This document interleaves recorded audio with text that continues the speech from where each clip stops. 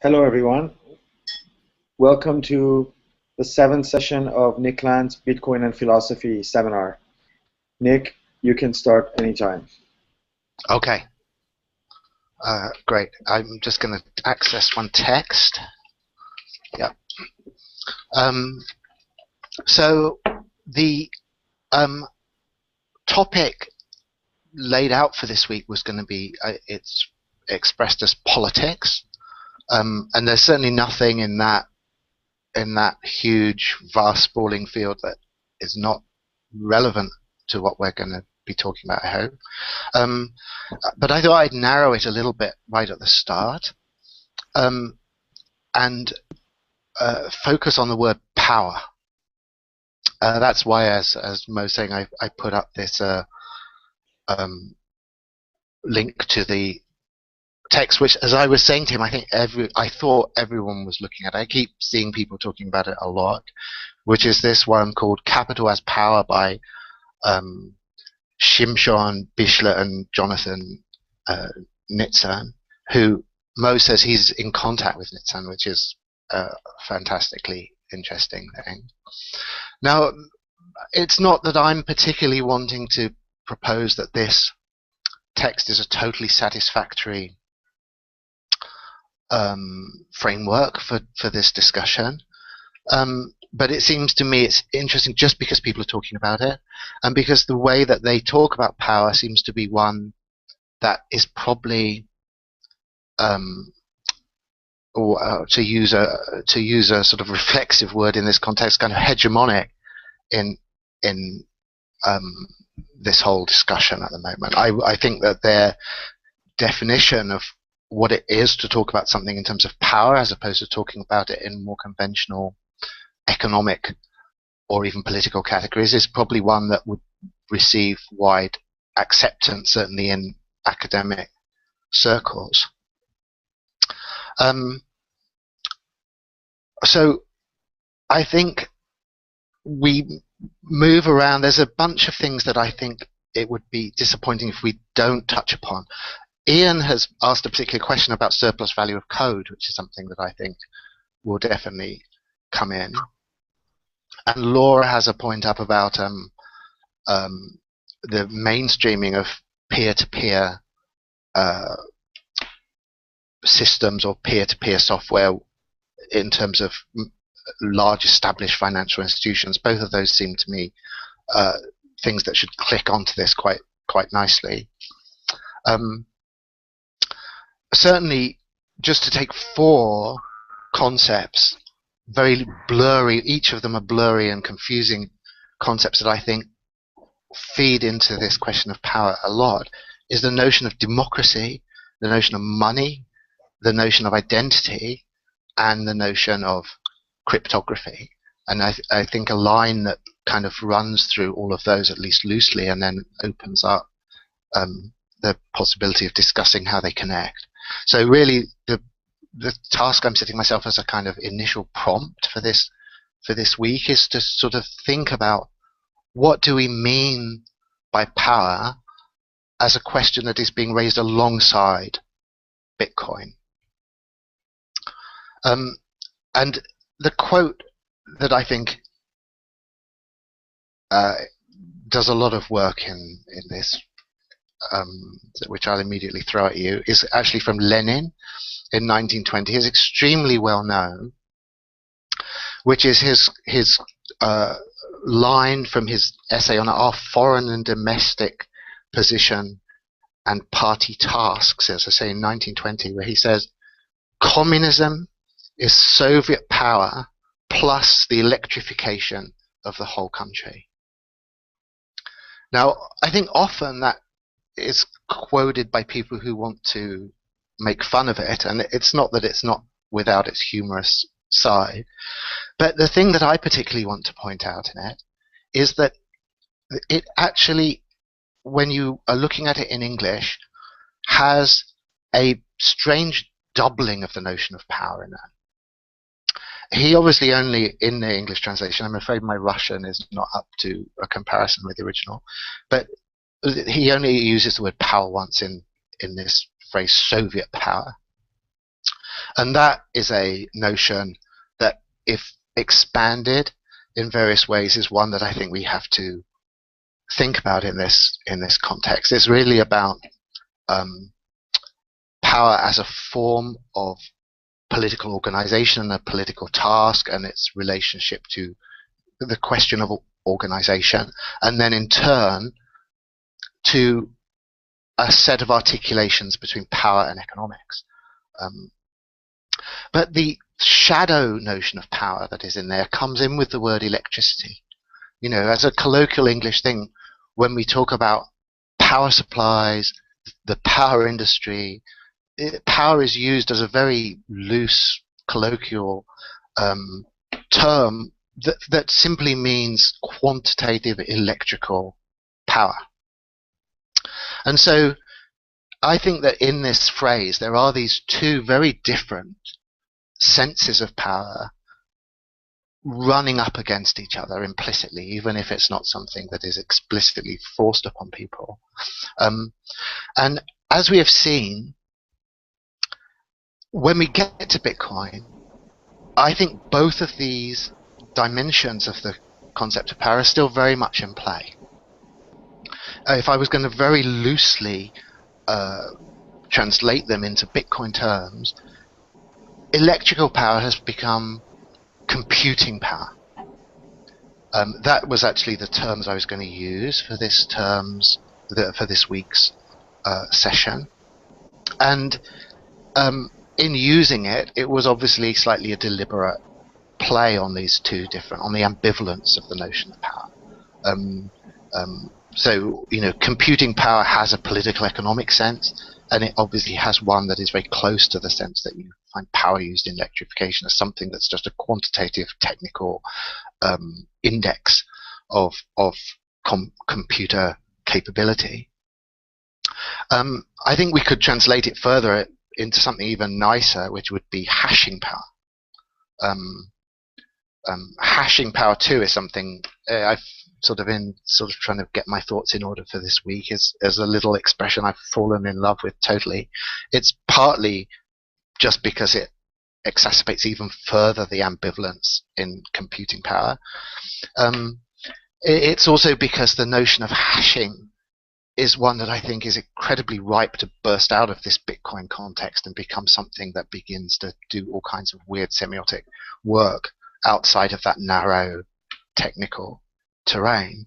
And hashing power is exactly what is rewarded on the Bitcoin network. It is that that's incentivized. It is that, as we'll see, that is given a vote. And in doing so, immediately we have this crossover between these two different terms. That it's hard at this point to work out what is being, if anything, is being metaphorized. You know, is the political economic language being metaphorized in order to be applied to this technical terminology, or is the technical terminology, in a certain sense, acting as a kind of screen or a cloak for a familiar political economic sense of power? It becomes extremely intriguing to try and follow which of these lines is really being pursued more directly, or whether we really have some kind of unprecedented convergence taking place here, which is forcing us into a radical rethink of both sides of power on both of these different axes. And obviously on the other side, with the other side meaning in this sense the political economic side of power, the sense of power that people probably feel is more immediately familiar, but I think that is partly illusory, is the question of algorithmic governance, which is the most direct way of talking about the implications of Bitcoin as it slots most directly into a familiar political economic problematic. So this crossover to me is something that is definitely happening in Bitcoin, and that maybe I'm now sort of resolving a question that I should leave open, but at least tentatively I'll do that, which is to say that this crossover is something real. It's not just effect of sloppy language or metaphorization from one side to the other. There really is this crossover happening, because both the problematic of algorithmic governance and the problematic of computing power as a voting force, as something that is actually delegated social power within the system, are things that are irreducibly operative in the Bitcoin system. Neither of them is just some kind of figurative substitution for something that is solely happening on the other side. And I think a really interesting way to follow this through, and this is picking up on something that I just mentioned a little bit last time, is if I can just repeat, that I saw what was really a promo video for Bitcoin that was in some sense extremely naive. Someone approaching it from a kind of situation, a position of sophisticated skepticism would have to constrain themselves from just deriding it. But I think if it's possible to constrain oneself in that way, it actually becomes quite interesting. And it really began by strongly foregrounding the notion of democracy, as Bitcoin as a democratization. And obviously the context of this is something we've been talking about a lot, which is the tendency, it seems, for the internet as a whole to have become massively centralized, and that the early sort of cypherpunk ideals of the internet as a radically decentralized system seems to a lot of people to have been progressively betrayed by a tendency towards these what's often called stacks of people with kind of proprietary systems based on just a massive data accumulation, hubs that have taken a position of massive control over the functioning of the internet.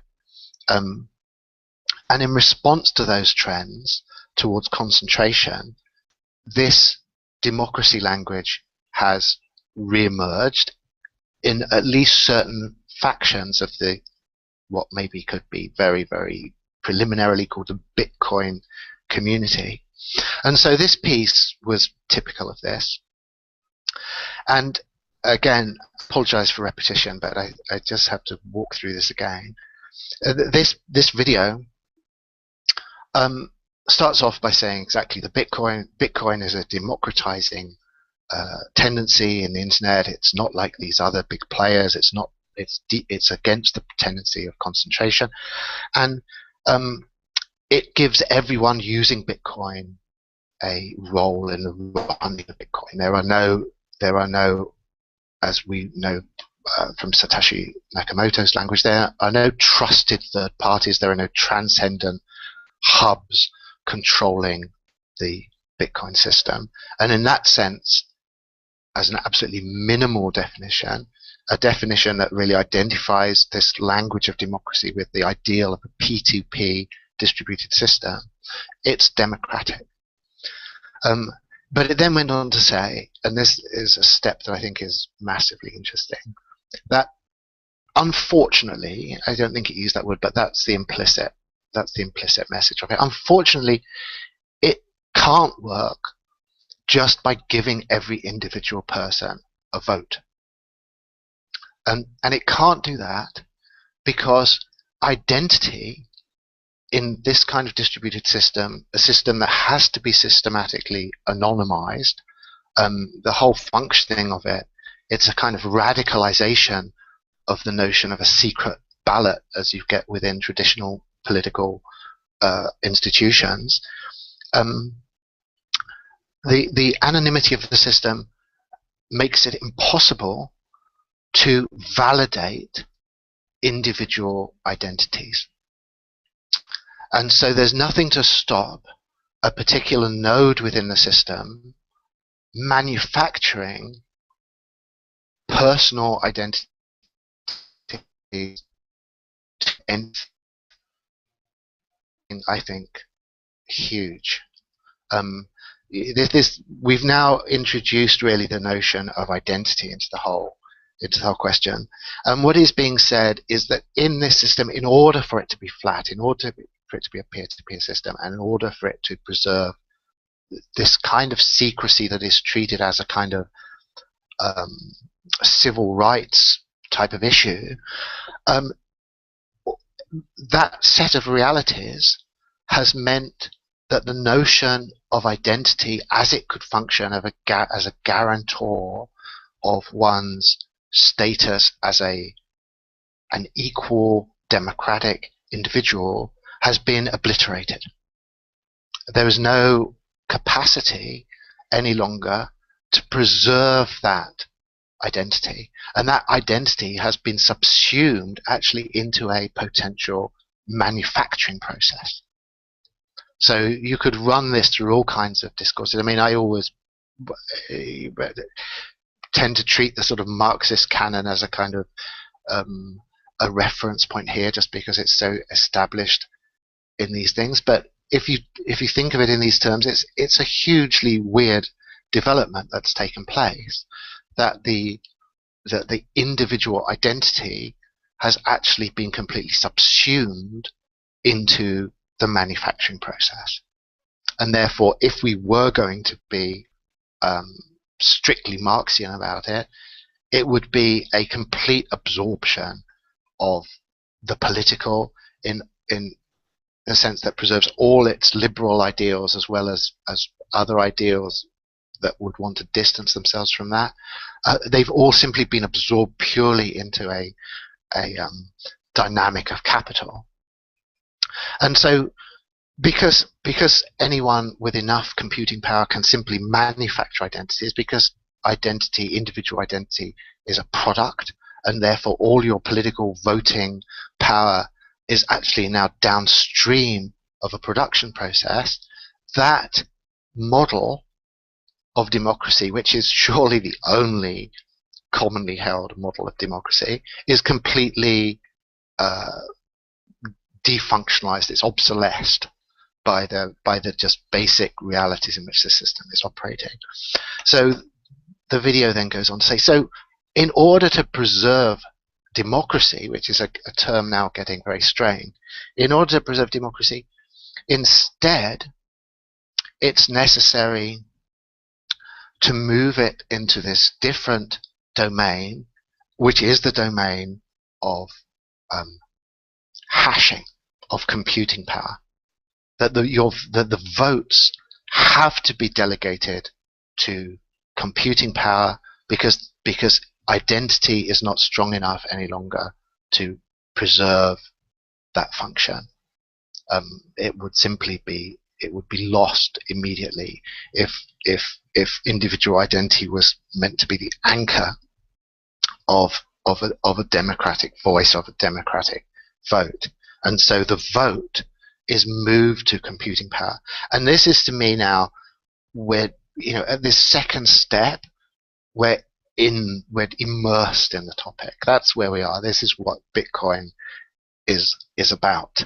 It's about the fact that hashing power within the domain of the Bitcoin system has completely absorbed everything that would previously have been conceived as political power. So we can still use this language, and they do use this language. As I said, obviously democracy, voting all the time, voting language is hugely present, as you will have seen in all of these essays and materials. But what this now means, what is doing the voting, what is the unit of democracy, is now being defined by hashing power, by computing power.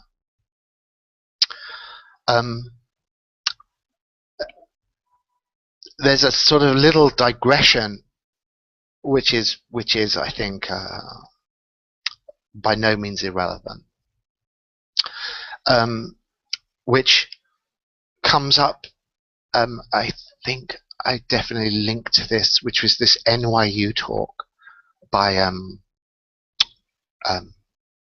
the guy's name was Brinton. It was extremely good, and he talks about a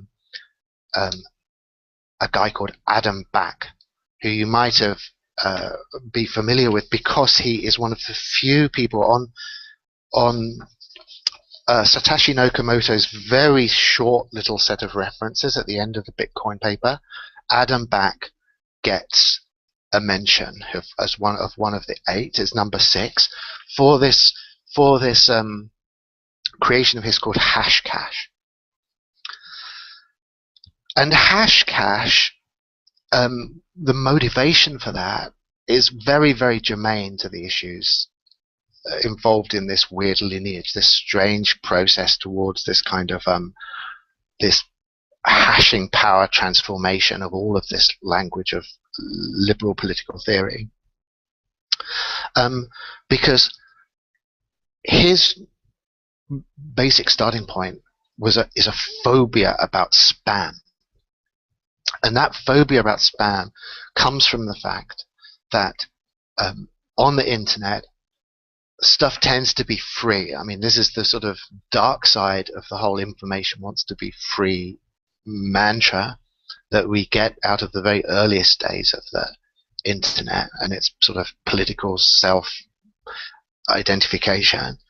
And in this world, obviously, spamming emerges as a kind of spontaneous product because it's costless, effectively costless, to send 500,000 people a piece of totally useless and in fact extremely annoying digital junk. So to try and Adam Back, I think, trusting Brunton on this a little bit, really thought spam could destroy the internet. You know, that if it was left unchecked, this could really just wreck the whole thing. And Hashcash is a notion that is a response to the problem of spamming, which is an attempt to reconsolidate some notion of identity that is secure against this tendency towards infinite proliferation.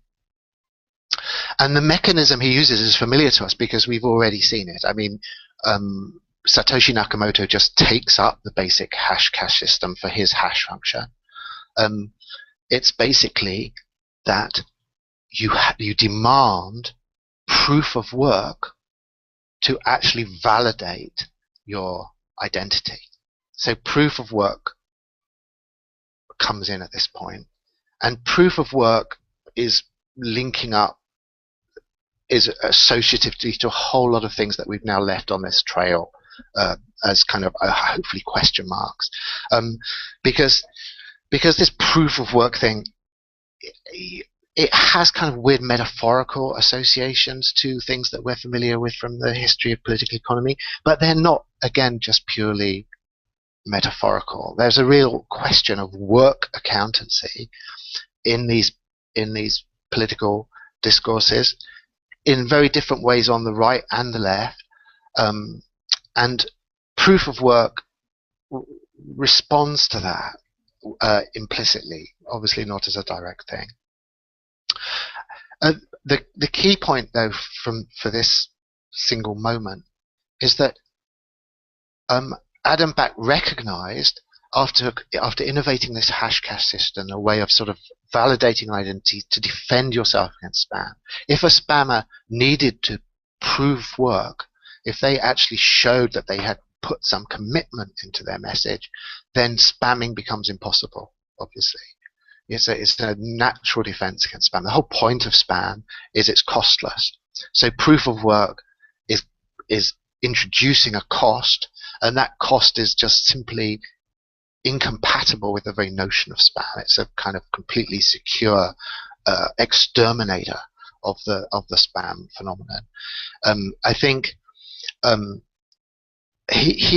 Back had expected that this would just catch on. Everyone would be using this system because it was the natural way, he thought, to stop spam happening. Instead, people have found these other slightly messier ways of just dealing with spam, and it's one of many cryptographic innovations that have been much slower to established themselves as general standards for internet activity than a lot of these crypto people had expected.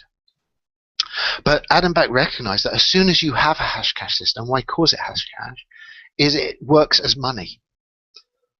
Because you have actually, by proving a commitment, by proving an identity, you have established something of value. That a spam identity is worthless. It has no monetary value. It's nothing because it's completely free. You can spam 1 million people basically for the same cost you can spam 500,000. There's no scarcity to the spam message. There's nothing that could give it value. But once you demand that an identity is validated, then it's worth something, and it can operate as a system of cash. Now, compared to the Bitcoin system, this is very underdeveloped in Adam Back's work. But Satoshi Nakamoto saw immediately that there was this connection between proof of work, identity, and the notion of money.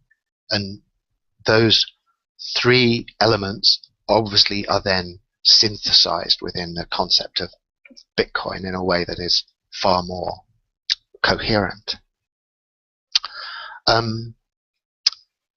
So money clearly comes into this. And now it's not controversial to say there's a relationship between money and power, but I think it's at the very least highly unresolved what that relationship between money and power is. And I won't get into a big digression about this. This is something we can talk about, but I would say just off the top of my head that there's two basic directions people can go in on this, which is that either money is seen as a formalization of power and therefore as downstream of power. And this is something that you obviously see in when Foucault actually simply says what we call money. I mean, it's just implicit in what he's saying that actually this is just a way we have of talking about power in a particular way. And the other side, sorry, I should just say on that, this is where if we're going to bring Bichler and Nitzan in, this is exactly where, because they are Foucauldian. And if I was going to be really a bit harsh, I'd say pop Foucauldian like this. They really make the Foucauldian point extremely clear and straightforward with this. We'll come back to them possibly. So that's one way of doing it, and the other way. I'm just gonna drop one sentence. Yeah, go. Mind, which is I've had conversations about this with Nitzan, right? But their Foucauldianness, the intensity of their Foucauldianness is almost equal to the intensity of their disdain for Foucault. Right. So it's like a paradox, because they refuse to understand how and why they're Foucauldian, and they go on to attack the Foucauldian notion of power in a way I can give reference later in the book where they actually let's definitely bring this. If it's not that I want to, let's get back to this, can we, Mo? And because I think it's worth more than just a little aside.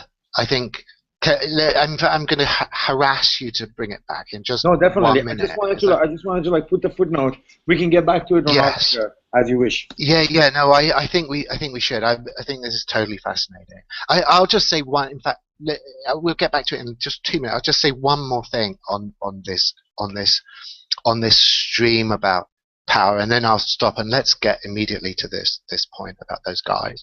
But because just the fourth term that I wanted to bring into this was cryptography, in the sense that there is a sense in which there is a cryptographic position which really maintains that it has the final key to the meaning of power. That what power is, everything that we mean by power and all our ways of talking about power are actually a form of, I shouldn't say a form of, because I want to say a poorly formalized understanding of cryptographic problems. And this comes in with this whole question of identity, that ultimately what an identity is in any robust sense, any sense that can survive in the world that we're entering into, and actually it was always like that, but we can only see it now, is that the self, an identity that is able to actually operate in this field of power, is a holder of keys. That's what an identity is, that it means anything. It's a holder of keys. As a self that does not have the key to its identity, that does not have its identity as a key, is simply raw material for these processes, completely unprotected, and that therefore cryptographic identity, in this specific sense, that the position of an agent that has the access to a private code, a private key, if we're looking at it in the terms we were looking at last term of this public key encryption, only that is an identity with any meaning. Every other notion of what it is to be a self is badly formalized, open to exploitation, sentimental, and theoretically useless, and incompetent, radically incompetent in the world that we're entering into. That it's only as a holder of keys that there is any chance of anybody or any institution, any agent of any kind coping in the near future that we're using, and that beyond that there is no meaning at all to power that is not ultimately cryptographic. If there is a whole language that comes up on these kind of hacker bulletin boards and all of this about something being owned. That again is a sort of interesting crossover of power language and economic language. Whatever it is, NASA's mainframe is completely owned by some hacker collective, meaning they have the cryptographic keys to that thing. They can do with it as they like. They have absolutely effective, concrete power over that intelligence and information system. And that other than that type of power, there is only blurry historical residues and various kinds of distracting historical legacy formations of power. And ultimately, the whole question of power resolves into a question of crypto competences. So I'm gonna just leave all of those just hanging open as question marks, and immediately get back to Mo's point about these guys, because I want to hear, if I can just prime this a little bit, I want to hear how do they think that they are not Foucauldian. That is to me a fascinating question.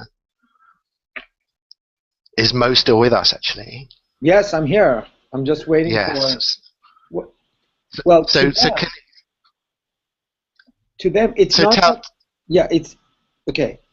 So to them, it's not that they recognize the shift that takes place from a Marxian understanding of political economy, which they also have a huge problem with, but the kind of political direction that Foucault takes this kind of like shift away from Marx, and to them it's the wrong direction, even though he might be talking about the right keywords. So whereas for them power can only be understood if built into the same algorithm of accumulation in which economic capital operates. But for Foucault, he sets it up as a kind of a dichotomy to how economic power operates. So that, to him, is a distraction. it's a distraction away from where the conversation should have gone if we were going to move away from a Marxist understanding of political economy. So the difference here is that for Nitzan and Bichler, they provide you a system in which, through the notions of risk and hype, the kind of cultural or social or non-purely economic power is built back straight into the brick and mortar dollar and cent sense of political economy. So they think that Foucault underplays capital in his notion of power. Yes, Is that, or does not provide a way in which how his notion of power is quantified and accumulated, and how does that interact with economic power? right? Am I clear? Or Yeah, no, very clear. It's a fascinating thing. I mean, because if I've obviously looked at this paper with great interest, but I don't recall Foucault even coming up in it at all. I mean, is that right? I can just quickly pull it up and actually read the part that they berate Foucault. But I mean, they Oh, right, okay. clearly state what I said. This is out of like reading their attack on Foucault, and then the people they call postists. Postists being like all postmodernists, right? Right. And basically, I mean, the accusation is that they provide a weak cybernetic of power and capital. It's a weak form of cybernetic because it's unable to sort of like build it into the same kind of like understanding of capital that includes like money, credit, and accumulation of like power into capital. So for them, power's only power. Power's extent is in its ability to accumulate into capital. So that's what they call. That's why they're still materialists, right? Yeah. I mean, I guess Foucault would say capitalism is. I pulled up something I wrote. Maybe if I read this paragraph, it will help. Do you mind? Sure. No, that would be great. Now I'm presenting on Nitzan and Bichler, which is really weird. I didn't even intend to do this, but so this is sort of like my understanding. For them, capital, both in its financial and symbolic form, is always the network object of the indivisible, and immeasurable form of power whose actuality can only be realized, measured, and therefore accumulated through the hegemonic organization of all possible social relations that include, but are not limited to, those involving production and labor.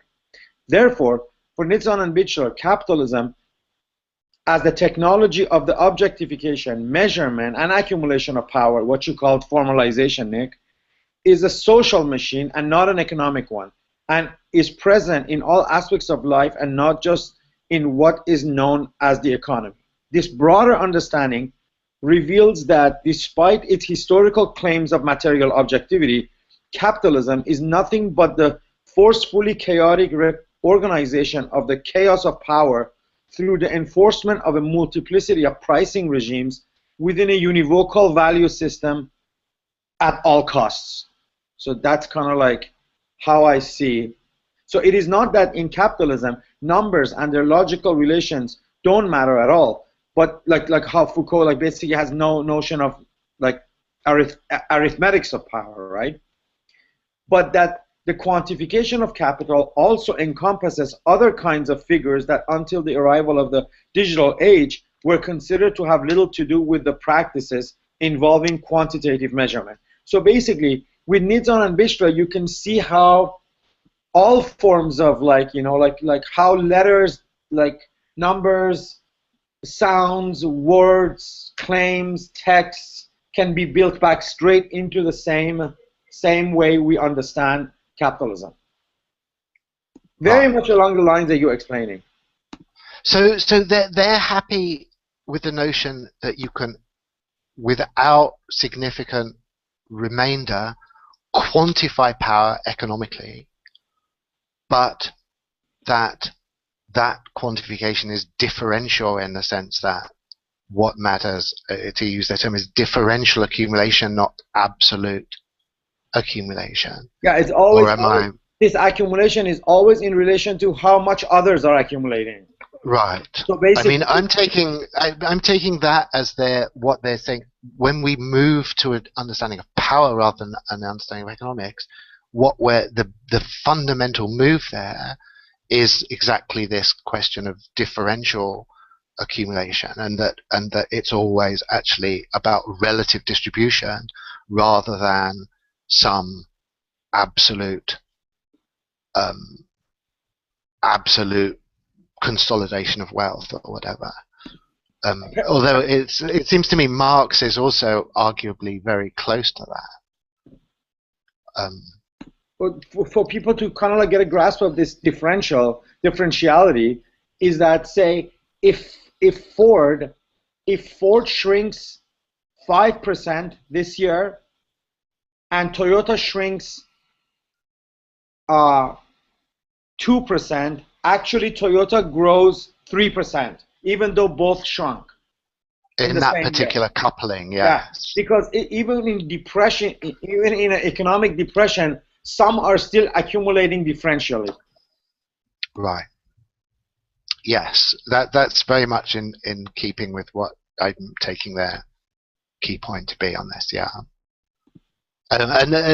So that's, yeah. When I obviously way too hastily was talking about them as pop Foucauldians, that's exactly what I was meaning by that. That it's the notion of this zero-sum model of war as fundamental. So that if your enemy is, if you're becoming weaker, but your enemy is becoming weaker faster than you, you're winning in a military context. Whereas in a sort of certainly like neoclassical economic context, of course, everyone's losing. It's not being conceived as a zero-sum game. Everyone could win or everyone can lose. For them, that's not to think power at all. It's a battle, and so if you can harm your enemy more than he can harm you, you're still winning, even if both sides are actually suffering. Now, if you don't mind, I'm going to read their own text on Yeah, Foucault and postmodernism. It's just one paragraph, and it's on page sure. 54 of the book, the chapter called Dilemma of Political Economy. And he actually begins they begin their critique with talking about Frankfurt School. So they say the early writings of the Frankfurt School spawned a radical literature that questioned the reified nature of the economy, if not its very existence, and that focused instead on the oppressive cultural powers of capitalism. Initially, these questions were addressed as part of a re-examination of the young Hegel, the young Marx, Lukács, and Gramsci. But since the 1970s, the inquiry drifted in an entirely different direction, situated somewhere between Foucault and Derrida. I have to yeah. This new fashion, originally nourished in France and California, is often based on the cynical plagiarism of Marx, Hegel, and particularly Marcuse, using in the guise of original radical thought. The adherent of this fashion pretend to offer an anti or postmodern examination of capitalism, but unlike the early critical theory of the Frankfurt School, the posture of this literature is largely anti-socialist, and its methods derive, often directly and consciously, from the intellectual depths of Nazism. So we're just going to leave it at that and let people read the rest of the chapter, page 54 and all that.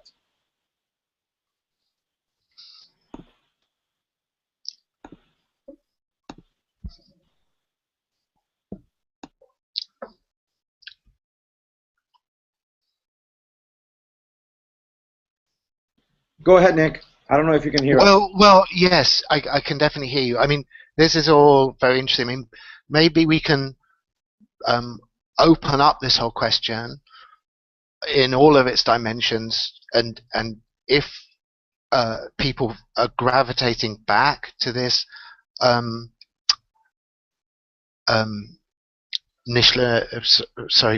and Nitzan stuff, then of course that's something we can spiral into further. I mean, it's obviously extremely relevant to this whole question, for sure.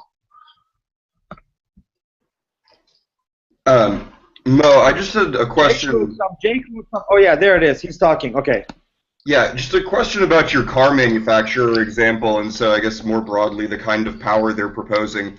So is the idea essentially that, if they have this sort of stock market shift and a relative increase in the power of, call it Chrysler, that so in the first sense, the power that's been gained by Chrysler here is power over pricing. So the ability to affect the prices of cars, prices in the market in a way that's advantageous to them And the relative price to. of the stock of and the price of the stock of itself and others in relation to all this.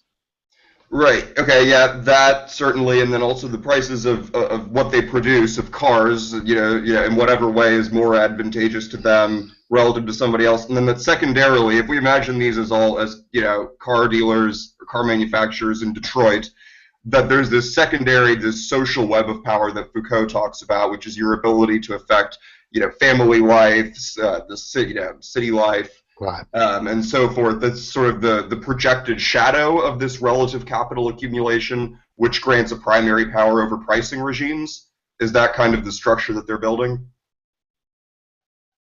Yes, but Okay. but they only concern themselves with with numbers. And in their model, really, the what's important is ability to set price and enforce prices. That's what that's what is the sort of like the central thing is pricing. And the pricing to them is the mechanism of pricing that will then trigger into accumulation of capital, has always to do with like the ability to project and enforce a like a stream of income in the future, right? So basically, you're saying like my stream of income right now, which is already happened, and I can actually the stream of income that you already have, which is already materialized, right? Based on that, you kind of like project an expected stream of income, right? Right. And So this is the logic of accumulation you're yeah, going into now. logic of accumulation. So basically, you're saying my income in this quarter, which is already done and measured, and you can rely on it, was 100. Basically, depending on your resources for risking and then hyping this risk, you can say I'm going to have this income raised to 130, right?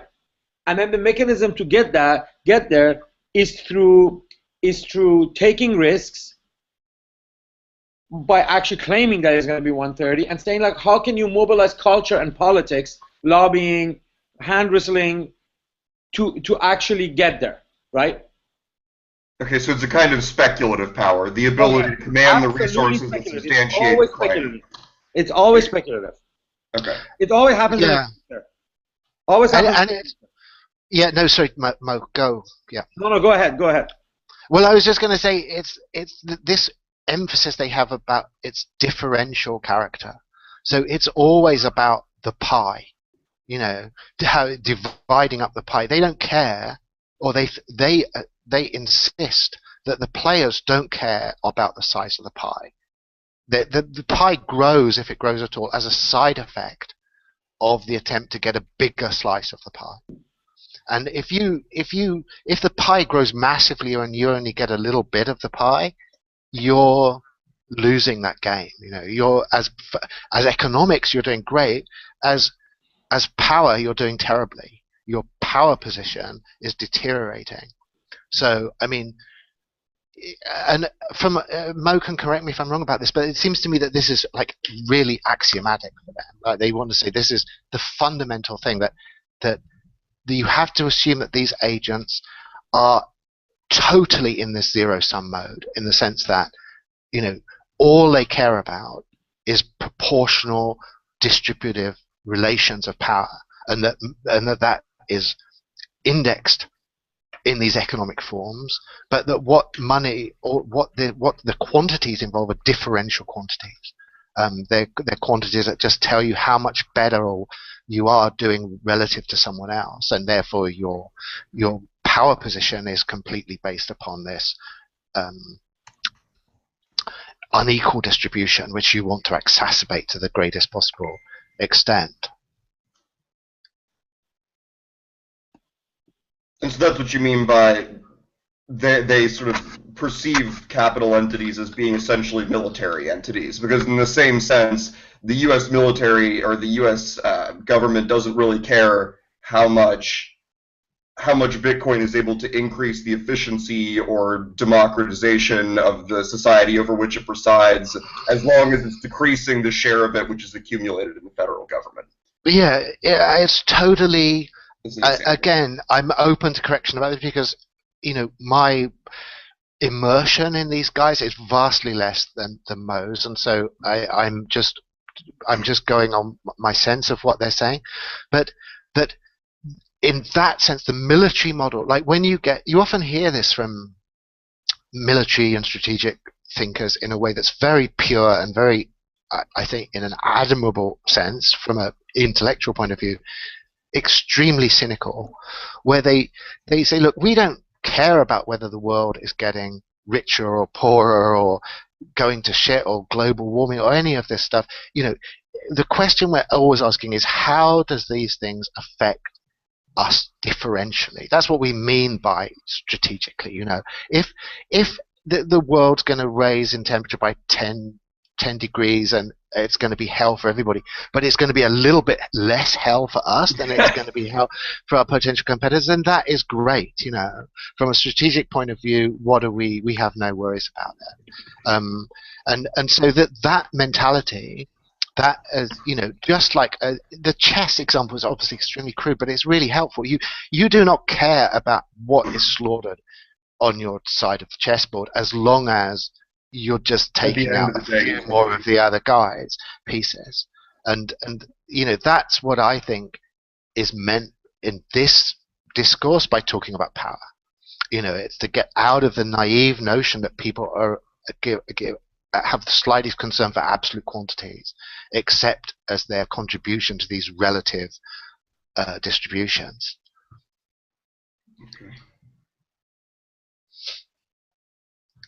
It's kind of interesting. I mean, it seems as if the and this is a complete digression, but the boldest work, even bolder than the climate change panel at the UN or any of the science groups associated with it, who have this kind of professional responsibility to be very epistemically conservative in their statements. The U.S. military, on the other hand, has produced really, really bold, rigorous speculative reports on what climate shift is going to do and all of its catastrophic consequences.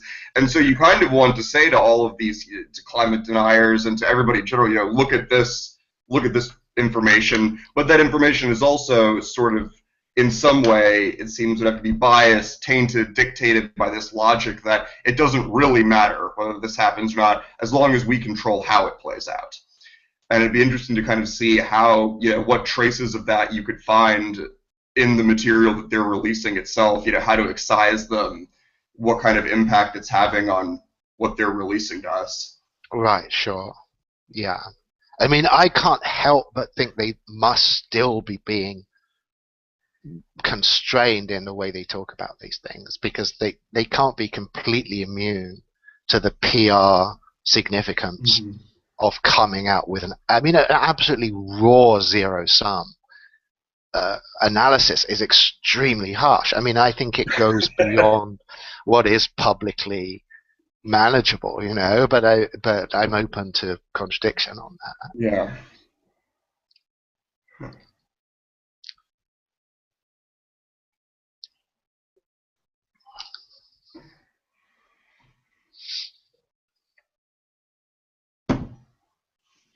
I'm trying to find this formula in page around 180 in the book. That's why I'm not really saying much. So maybe others, if they want to contribute, or if Nick wants to move on. But I would really like to copy paste this formula they provide. For basically, it's the formula of capitalization. It's somewhere in around 180. I'm looking for that. But you guys can continue on. Nick, I was kind of interested by what you pointed out, the double semantics of owned, as you know, you own property or you own your victim, and kind of considering taking ownership as an attack, or as intrinsically a form of security breach or of attack. And I don't know whether this is formalism or an identification that kind of goes beneath the left-right divide in opinions or in language about Bitcoin, and whether they both kind of depend on this underlying logic of seeing identity as something expropriated and expropriation as a form of attack, whether it's in a network or whether it's in a peasant revolution or something along those lines. And just like, I don't know, when you were talking about the self as a holder of keys being the only sort of secure and theoretically rigorous way of looking at self, I was thinking of Glasshouse. I don't know if you've read that yet, but identity theft, once your identity is insecure, you've gone through a reconstructed gate that is compromised, someone can sandbox you, can fork infinite copies of you, and can do anything they want to. Right. Can be you. And so you get this sort of this idea of identity, which at the end of the day is literally the person referenced by this set of keys can be themselves reconstructed, psychologically, impersonated, recreated, if you have access. And so identity becomes the other face of the coin of security here. Yeah. Does that make sense? It's something that is sort of...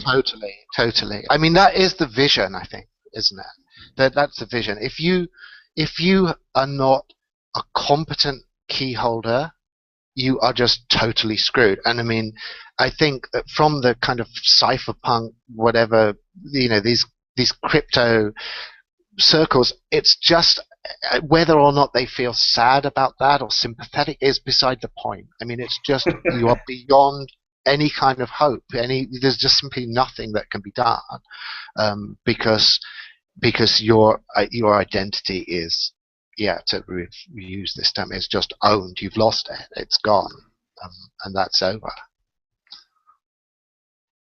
But like, I don't know. Did you? When I read, I'm reading Blockchain Thinking, Melanie Swan's book right now, and already just like a chapter and a half or a couple of chapters in, there have been various points at which she sort of said like, oh, and the next step is we'll do this. And it involves like transferring private keys between people and like some sort of imaginary scheme for fractional reserve distributed Bitcoin lending that involves passing around private keys. And I'm like, there's if not no sense of security in this line of thinking, at least less than what has been dominant before. Well, I can only think that part of this is the fact that you can produce any number of public-private key pairs. So it's obviously possible to yourself propagate identities for the purpose of various kind of collaborative activities or transactions.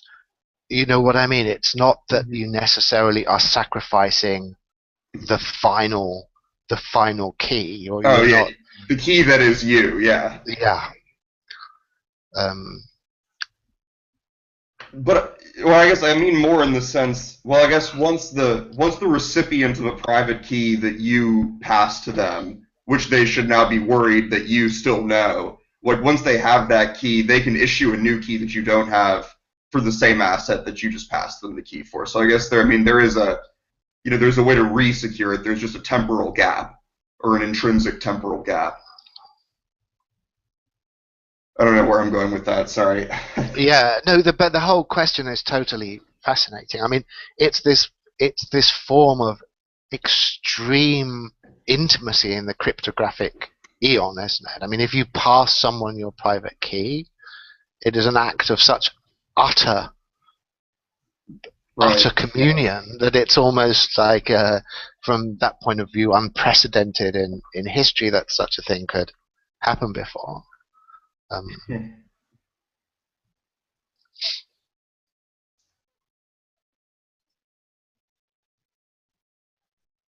But I'm obviously interested in what people think.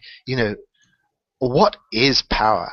When what is the the register that it should be discussed, or what's the basic terms that people think are the most fundamental vocabulary for discussing it? Because,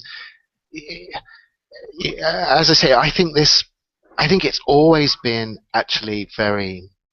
The reason that I introduced this Bichler and Nitzan thing is I think it's, and here I'm courting Mo's antagonism at this point probably by saying this, but I think it's almost like a last gasp to pin the notion of power down to something sort of solid. I mean, it's relative as opposed to absolute, but it still has a kind of extreme solidity to it.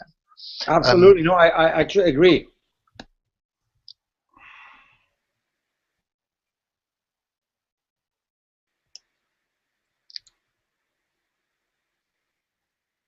The whole formula I was trying to find, which I'm going to try to open it up and as a screen, and maybe you guys can see it if I screen share. I finally found it. I think I found it. The screen share thing is, there we go. Here we go. Oh yeah. Yeah, it's like they try to this is how they try to solidify it, right? Oh God, it's actually seriously? formula. The power formula. Right. This is the power formula. No, but it's actually that's dk is differential capital, right? The d is differential, k is capital. So this is how the differentiality is measured. You against somebody else, and E is earning, H is hype, and then that symbol is risk. So basically, earning times hype divided by risk is the formula. Wait, and risk is delta, or risk is delta. Me over delta them? No, risk is your delta versus their delta. Okay. Right. Yeah. Can I ask a sort of quick question? Sure. Maybe it's more of a comment, but when you say the whole question of power resolves into questions of cryptography or cryptographic X, you might have said something and I missed what X was.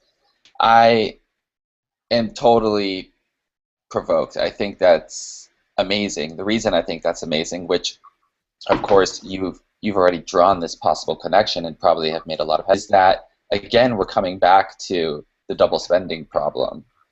And one of the most powerful ideas that's come through in all of these seminars is how you've been able to take the double spending problem all the way back to the replication of molecules and really find in it, perhaps as you put it, a kind of condition for the origin of money. If we can tie power to cryptography, then we can certainly tie power to the double spending problem, and really, hopefully not too neatly, put these things together in a way which paints a really compelling picture. So I just wanted to comment that I know we're going to elaborate on the notion of power as having to do with I think this is kind of chugging away under your question about surplus value of code, actually, isn't it, Ian? Is that right? When you say, are we talking about insecurity when we're talking about surplus value of code? Yeah, I was thinking because this is sorry, go on. No, I've finished. That's I just wanted to... Totally. I was where that came from partially is I've been in a great seminar with a philosopher named Catherine Malibu. You may be familiar with some of her work on plasticity, and I actually presented on your work. And she right now is really focused. She thought it was amazing, but she's really focused on kind of trying to question why this language of surplus is in so much semiotic, semiological theory, and as I mentioned, a lot of authors a couple sessions ago too that seemed to talk about this. In Deleuze, it takes the form of this surplus value of code. And it's a strange, and the more I think about it, it is kind of strange. I mean, in the example of the orchid and the wasp, when you think about the orchid hijacking the wasps, certain functions of the wasp, is it doing so because there is a quote-unquote surplus value of code? Is that the way we want to talk about it? Or is it, and I'm not saying it's better to talk about it this way, but is it simply a matter of there's a kind of insecured aspect to the code which makes it possible for the orchid to hijack a particular function, in this case, the wasp's pattern recognition? Yeah. I mean, it's interesting. But part of it is obviously that when Deleuze and Guattari use this language, they're coming out of a particular lineage. And so it's meant to be part of a conversation with the Marxist tradition. Okay. And they consolidate that further by drawing this distinction, which they say between surplus value of flux and surplus value of code. Now, this distinction between flux and code is something that is big for them and plays a sort of theoretical role going right through this joint capitalism and schizophrenia project. But in a nutshell, surplus value of flux is Marx's notion of surplus value. And so you have a certain, now we're in a zone that's really where we've been, and I don't know whether we can get back to this. It's, you know, the electric power, labor power, you know, there's a whole power language in this, which is to do with a certain type of quantification. As we've seen before, it's very tied up also, tantalizingly, with this hashing and proof of work system, in the sense that it's something that is forced to be crudely quantitative. You know, Marx's whole endeavor here, which is in total continuity with the tradition of earlier sort of liberal political economy, is to produce this quantitative key to the meaning of profit. And so labor power is some kind of quantitative continuum that, by the basis of these certain relatively straightforward arithmetical functions, you carve off a surplus that is profit from that. You know, that the pool of labor, if you take your whole labor force as a particular kind of collective body with a certain productive vitality, which is your labor power, capital is a machine for extracting a certain proportion of that labor power, the proportion that isn't required for the reproduction of your labor pool. And so that's the Marxist model, and that's the model of surplus value of flux. And so when Deleuze and Guattari say surplus value of code, they're engaging in a dialogue with that. And it's a kind of subversive thing. I mean, my natural inclination is to see it as quite drastically subversive, because they're saying there is a way that this economic mechanism extracts surplus that is completely irreducible to this whole attempt at quantification that we see reaching a certain kind of climax in the Marxist tradition. That when the orchid hacks the wasp, it's not extracting value from the wasp in the sense of surplus value of flux. It's not that there's a quantitative extraction. That what's required is only this extremely delicate, exact coding operation that will, because of the way that the original system is coded, will release this energetic resources from the side of the wasp for functionality for the orchid. So I'm saying with this, it's just like, you know, part of that language is obviously part of this particular intellectual genealogy and part of this tradition, and so that's locking it to a certain point. And you could say, oh, well, maybe if they weren't in that conversation, they would have used a completely different vocabulary. I'm not sure what I think about that. One of the main critiques of Marx that Nitson and Bichler highlight is the fact that the limited cybernetics of Marx basically kind of creates a like fundamental place for the accumulation of labor into capital, right? And then sees the rest of the economy, which is sort of like money, stock, futures, hedging and all that, as sort of like a mirror image of the real economy, right? And Marx calls it like real capital versus fictitious capital, right? Right.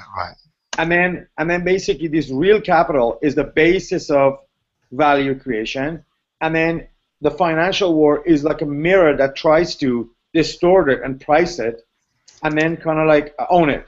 But then what happens is in the moments of crisis, the distortion of the mirror goes out of control, and then the mirror collapses, and then what you end up with is a 1930s style like devaluation, and then value has to be restored back again from the real place of power, which is labor, and then for a new image of it to be formed. Whereas in Nitson and Bichler, this image is actually part and parcel of is an imminent political economy. So it's actually kind of Deleuzian in a sense, because to them, everything that happens symbolically in the pricing is actually kind of more important because it sabotages and gives meaning to what labor can be or can do. So if you actually want to like take side of either like base or superstructure, superstructure is more the base than the base is the base for Nitson and Bichler. But actually they try to come up with a formula that put base and superstructure together in the same algorithm. Yeah. I mean, it's interesting what the terms of conversion would be in this, because in a way there's a bifurcation happening here between two different lines we can take in terms of code and its economic function. One of them that is the most direct Deleuzian road, even though they too, like we've seen with this speculative materialism site and the work they're doing, something that's very intimately tied up with the kind of things you've just been talking about, Mo. But I would have thought, if we're coming out of this whole question about surplus value of code, the most direct line that's taking is to do with science and technology. That capitalism, that the kind of semiotic manipulation that capitalism does, that is releasing surplus value of code, is fundamentally technological in nature. And so by these, just like the orchid needs these very subtle semiotic innovations to capture this massive energetic resources from the wasp, so these very subtle technological and scientific transitions can suddenly release vast productive capability. That Deleuze and Guattari, I'm utterly convinced, and I think the whole reason they're using this language, are completely irreducible to some notion of simply increasing the command over labor power in a Marxian sense. You know, it's like the productive forces released by capital is not just that it's increasing its dominion over labor power and therefore extracting ever more efficiently this surplus from this kind of quantitative labor power, but instead they're releasing these forces of nature. You know, the most extreme ones would obviously be, because they're most simple, is like biotechnology. You know, you have a biotechnological breakthrough that allows you to get bacteria to start producing vaccines for you or some valuable thing. And so, you know, a capitalist entity that was able to do that by just these semiotic processes, essentially, you know, written in DNA at a certain point, is actually releasing these productive forces from nature that were simply not tapped before, and tapping them is the surplus value of code. So I'm just saying there's that lineage that's very oriented towards these technical and scientific aspects of capitalism as process. And then what Mo's talking about now, what Bichler and Nitzan are talking about, what all of this material in the collapse volume is largely concerned with, is then these codes in the financial sector, and in terms of these high-level, especially derivative-type financial operations. They too, obviously, it seems, by extremely delicate semiotic innovations, are able to release fast capabilities in terms of at least differential economic power and economic resources. Now, the articulation between those two different things is not, to me at least, at all clear. I mean, I don't see. Again, I'm going to be straw manning Bichler and Nitzan here, so I'm relying on Mo to jump on me hard. But it seems to me that they are almost as naive as Marx is about science and technology. And what I mean by that specifically is that Marx is never more naively liberal than when he's thinking about science and technology. His notion of it is that any notion of intellectual property or limited, restricted access to technological advantage is actually comparable to fraud. He says, look, you shouldn't, when you're talking about why does capitalism make a profit, you shouldn't be thinking about people putting chalk into bread or various kinds of cheap, fraudulent practices. There's a machine here that is systematic and works without having to cut corners, without having to engage in these kind of tricks. He thinks that if a business is making more money than another business because it has access to a superior kind of scientific or technological knowledge, it's just the same in principle as this kind of fraudulence. That science and technology is intrinsically public, that the whole economic sphere should have equal access to it, that the notion of intellectual property plays no role in his analysis at all, that it should diffuse frictionlessly. If you innovate some new type of machinery, it should diffuse seamlessly across the economy, and everyone can do the same thing. And you don't make profit in any significant way by having better machines than the next guy does. So, this is a way of basically discounting that whole question from his analysis of capital and just saying you're just missing the point of what capital is about if you think that of course it has an extremely dynamic tendency to technological and scientific innovation because it wants to substitute machines for labor, and this is something that is like absolutely intrinsic, but it doesn't expect to make differential advantage, to gain differential advantage from technical and scientific improvement, except in the extremely short term. Now, it seems to me that at least on the surface, Bichler and Nitzan are kind of similar like that. Like if we look at Mo's formula, where is technicity in that formula? Is it anywhere? I mean, I can't see it. It seems that formula seems like, in exactly this sense, purely Marxian. One that sees kind of technocultural differentials as being irrelevant to the political economic analysis, unworthy of specific notice. I mean, do you think I'm wrong about that, Mo?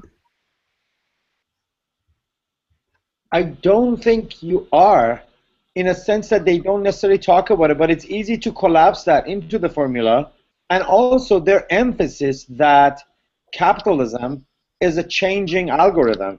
Capitalism itself is like a very important technological innovation. The the idea to seize the future, to sabotage production, to I was just like going by what you said, like to you said to seize it or something, but they actually literally think that capitalism's more interested in sabotaging labor and production than to exploit it, like or the exploitation, and this is like their humanism comes through this, right?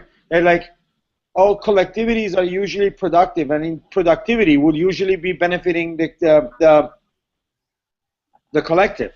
So capital power always has to sabotage this collectivity to ensure that it does not become something that would be mutually beneficial to the members of the collective, which is sort of like a factory or any kind of social group. So by throwing it into crisis and by using whatever it can, it sabotages the actual production of value and then imposes its own pricing mechanism on top of it in order to kind of like control it. Yeah. I mean, this gets us into a really interesting question.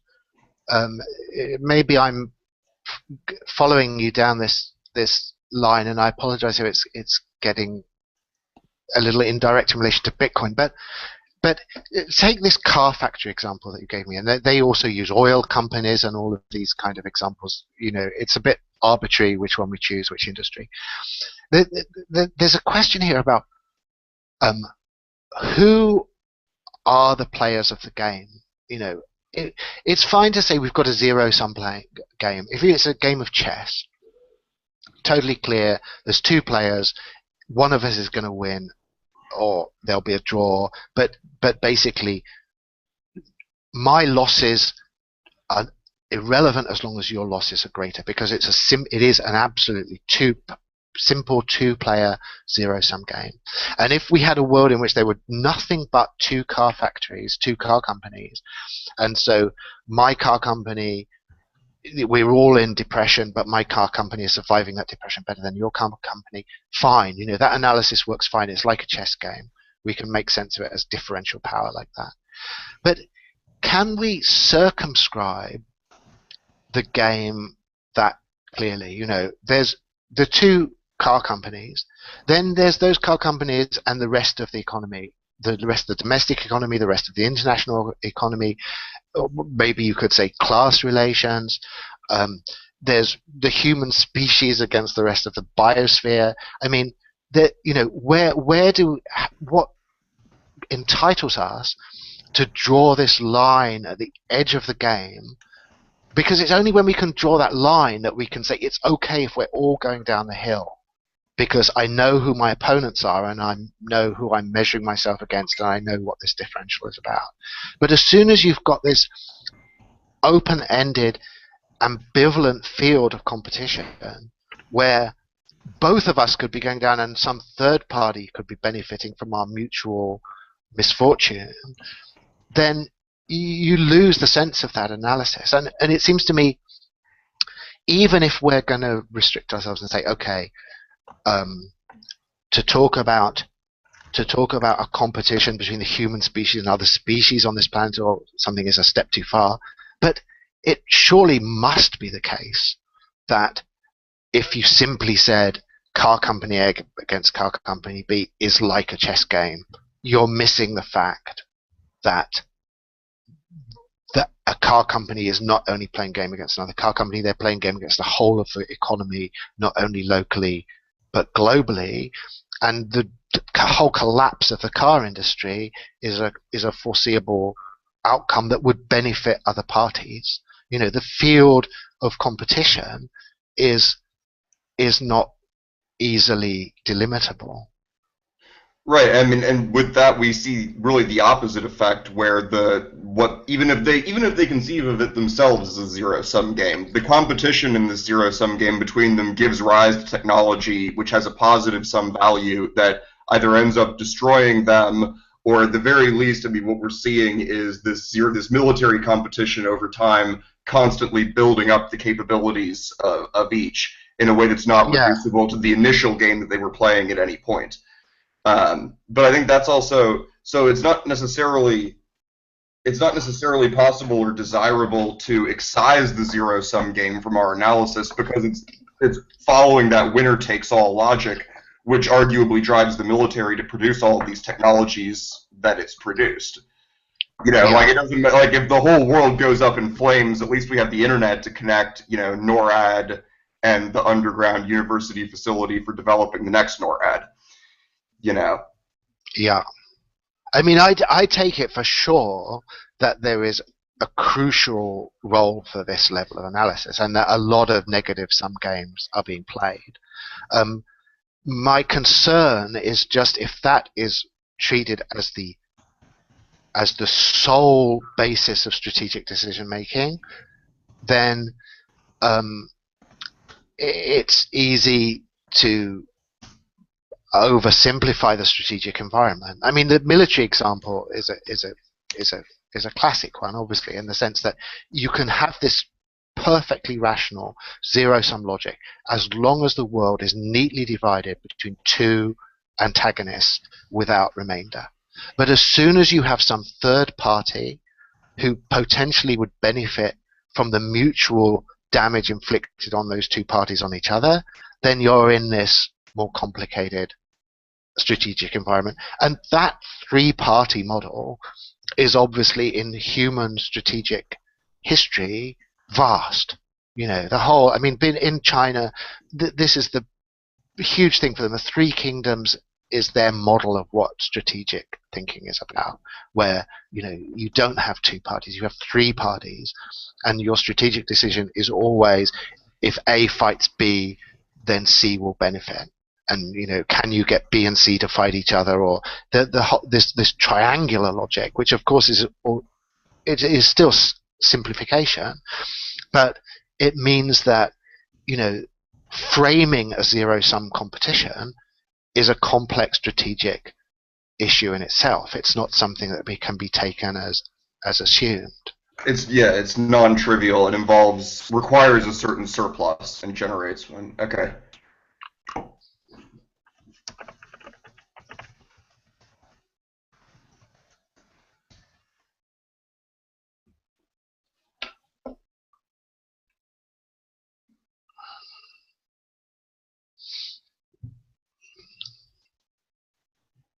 Yeah, I'm just sort of responding a little bit to this panel. I hope it didn't sound as if I was saying that, quote, Deleuze is just taking the piss out of Marx.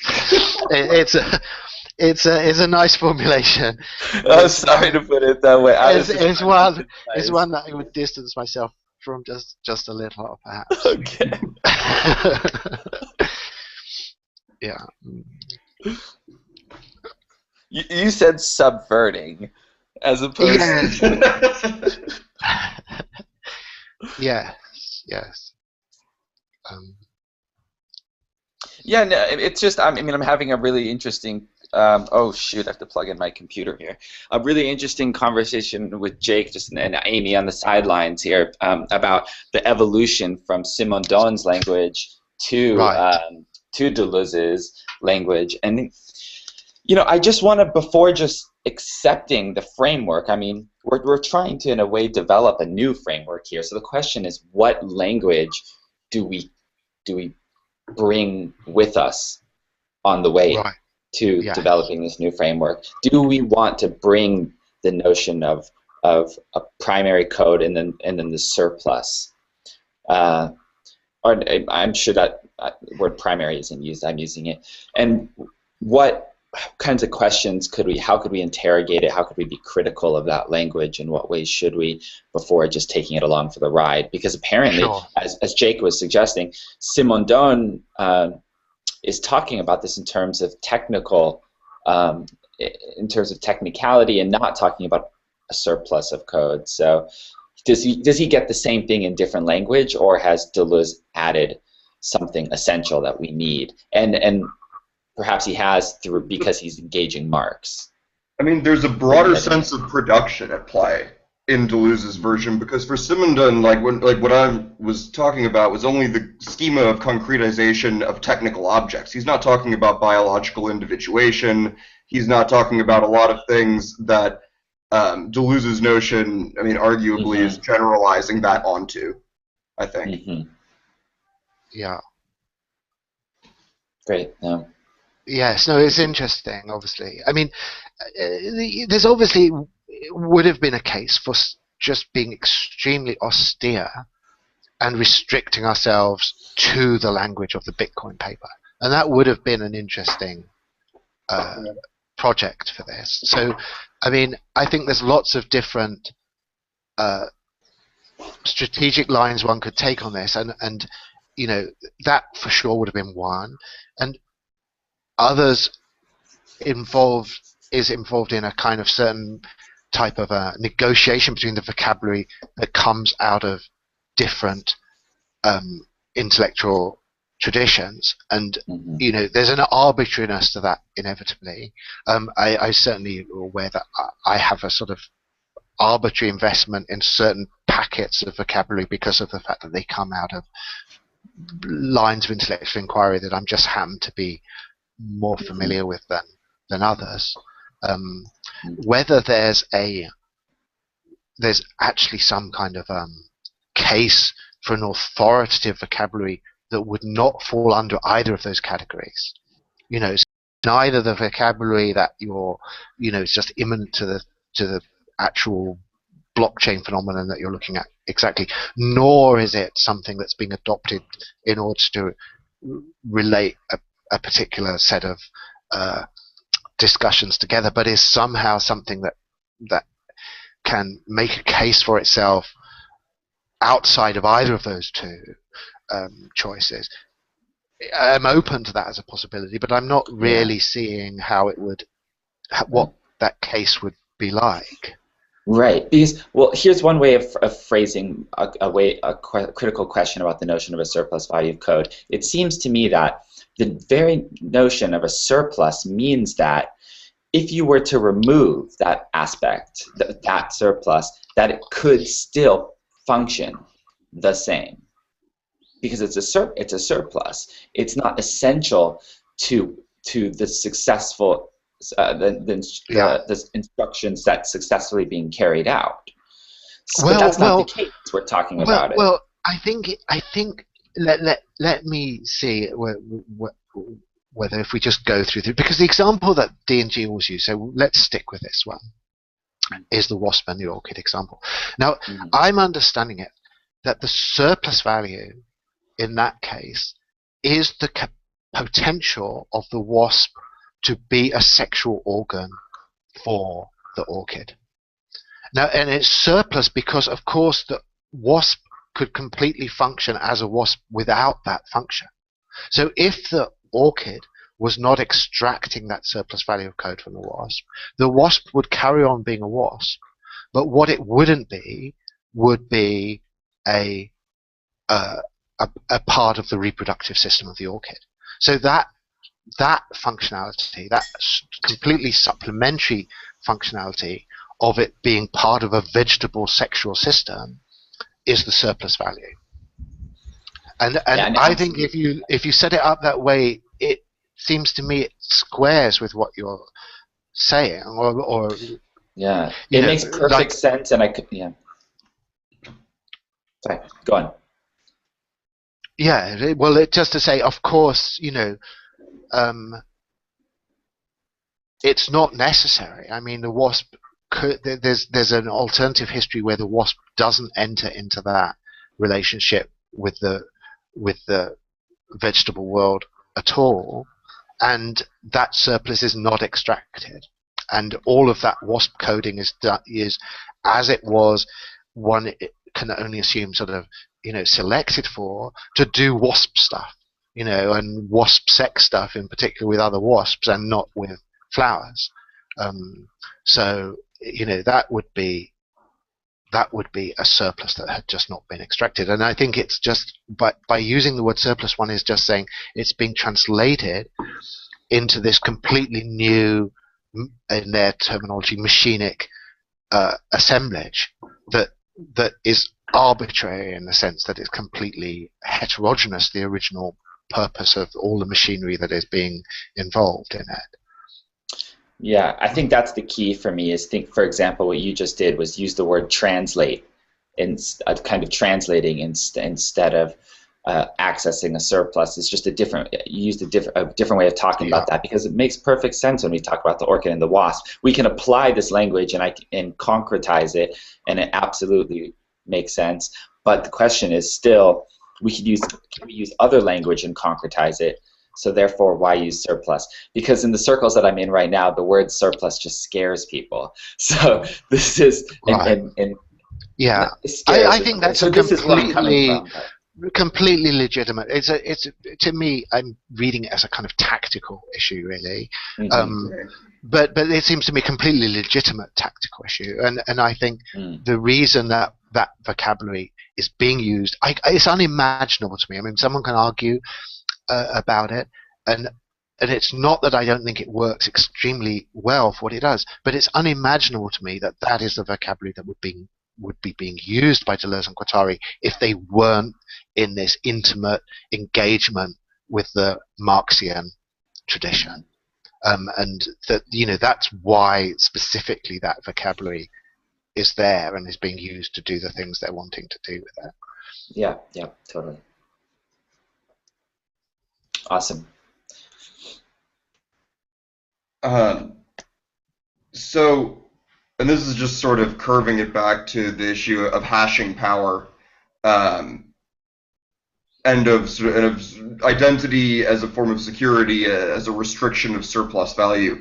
So then the fact that with one-way hashes, you get allow for digital signatures in the sense that you can't change the message that produced the hash without changing or corrupting the hash somehow.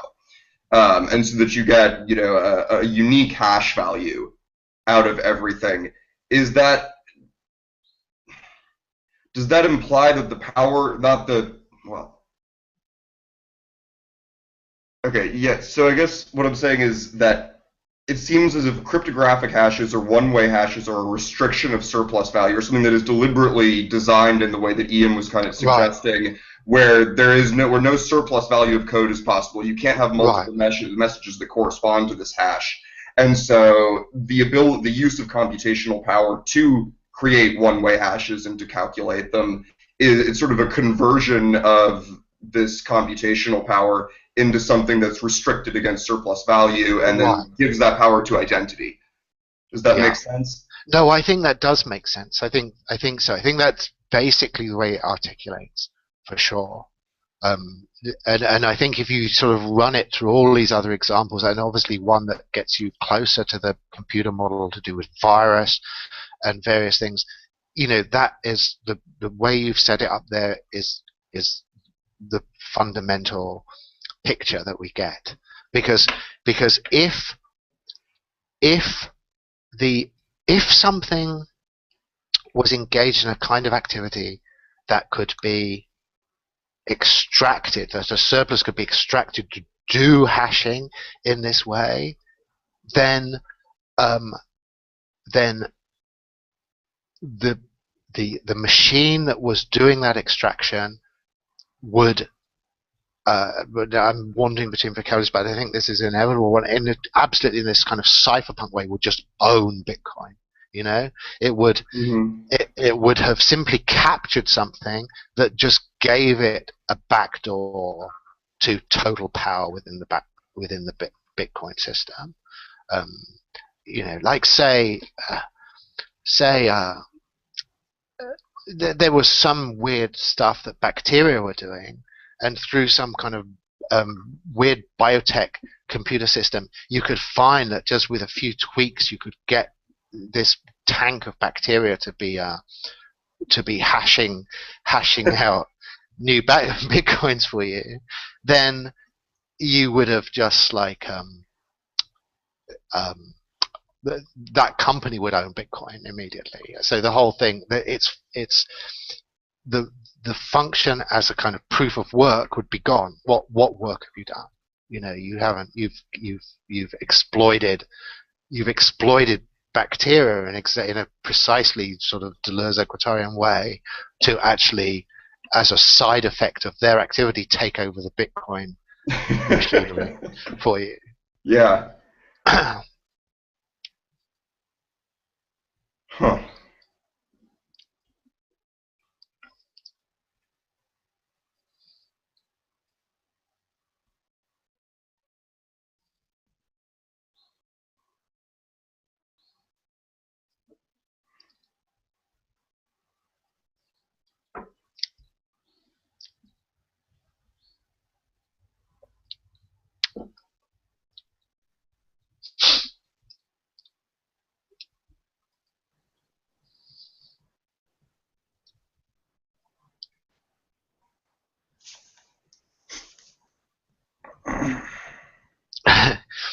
Okay.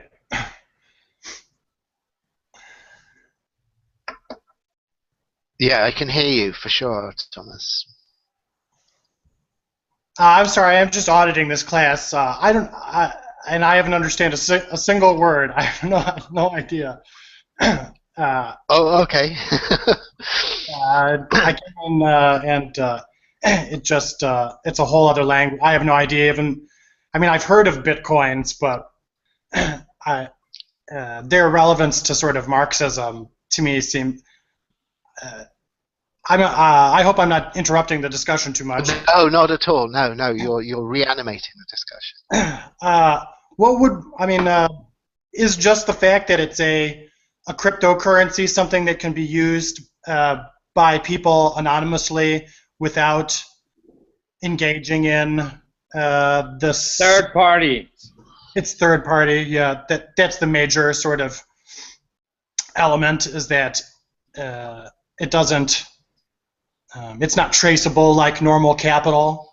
Not only that, but that's definitely part of it, and we've been discussing that a lot. But I think another aspect of it, which makes it interesting, is like a form of the restriction of an inflated monetary system that keeps doubling and tripling, and sort of like the reduction of, maybe reduction is not the right word, but like the transference of value creation to intellectual labor performed by non-human agents like CPUs and graphic cards. Now, correct me if I'm wrong, Nick, and others, and just like shoot me right here.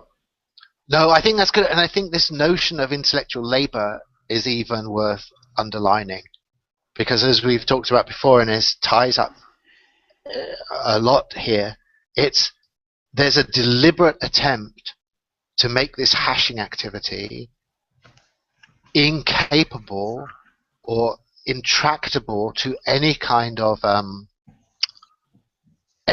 shortcut through clever coding or any advances in artificial intelligence, or it's work. When it's called proof of work by Adam Back, then by Satoshi Nakamoto, the whole thing is set up very, very specifically and rigorously to be the work of computers. And I think it's the work of it's not something that's ever been specified in this way before. I mean, computers have done lots of mindless grinding activity before, but it's only with this notion of proof of work that actual labor of the computer as something that has no shortcuts, that is this brute force trial and error test of sheer computing power, has actually been formalized. And it's something that connects it to time, much like the labor time and labor theory of value in Marx. I mean, obviously, like clock time, as we see it, varies depending on the strength of the power of the processor, but you get a raw sense of processor cycles as being both work and time. Yeah. The notion of, I think this is a really good point, the notion of work time is exactly the same in Marx to do with labor power and in this field to do with computer power. It's exactly the same notion of time. This is like funny, we're getting to it finally in the 7th session, but I've been telling everyone from the first class or the first seminar session that the significance of what Nick's doing with this seminar is that he's like, in a way, and I'm being like reductionist here, that like it's sort of like put an almost end to these types of like capital as power that sort of like is characterized by what Nitsan and Bichler finally understood capitalism, modern capitalism, and modern monetary system kind of like result, and kind of like back to some kind of like Marxian labor theory value, but machinic labor theory value, but machinic intelligent labor, because machines always were part of the labor. You know what I mean? From the day one. So saying machinic labor theory of value, or MLTV, is not good, because it's a particular type of machinic. It's sort of like cognitive machinic labor, not like physical machinic labor. Right. Yeah. So in a way, it's very like Marxist. It has a lot of labor theory extremely interesting resonances, for sure. Yes. I think so. Resonances with the labor theory of value, but in a new and like crazy way. I put up a kind of slightly a little tweet actually on this, just because it's something that has been nagging at me about this notion of from each according to its computing power to each according to its proof of work, and the fact that that actual sort of system of rewards in the Bitcoin system is so consonant with that classic Marxist formulation is to me a really interesting phenomenon that's happening here. And it's almost like, just as on the one hand, as we've talked about a lot, Bitcoin is obviously a simulation of gold in fine detail to an extraordinary extent, but it's also, in a weird sense, a kind of simulation, a computer simulation of a kind of quasi-Marxian notion of labor that is being instantiated in computer system. It's almost like a weird kind of sim-Marxist political economy that is being put together by it. Well, because from the I'm sorry, I have a question. This is definitely collapse 9 or 10. It's like collapse 8 is like, it's like we're moving into like another like territory. as shoot,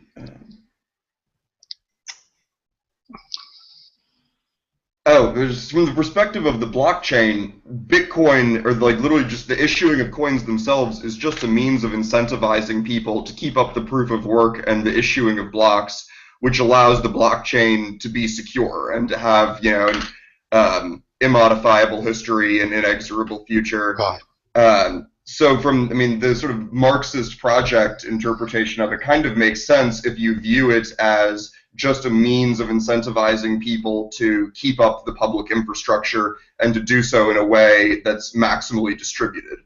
And instead of worrying, you know, the primary worry in that equitable distribution being equitability for its own sake, it's that the more equitably it's distributed, the more secure the system is against control by any one party. So there is, I mean, Sure. as far as the infrastructure is concerned, there is kind of a Marxist logic to it, but it's in order to enable, I don't know, there's almost kind of like a mixed model, you know, state and market, or public infrastructure and private market kind of idea going on. Yeah, I mean, it would be easy to really go off the rails with this. I definitely think that's right. I mean, it's a strange series of resonances that's, to me, very thought-provoking, but for sure it's temptation to go in lots of odd and what would be almost psychotic directions about this. I mean, to say, you know, it is a kind of Marxism for computers, yes, you know, but I definitely agree lots of hedging needs to be put around that.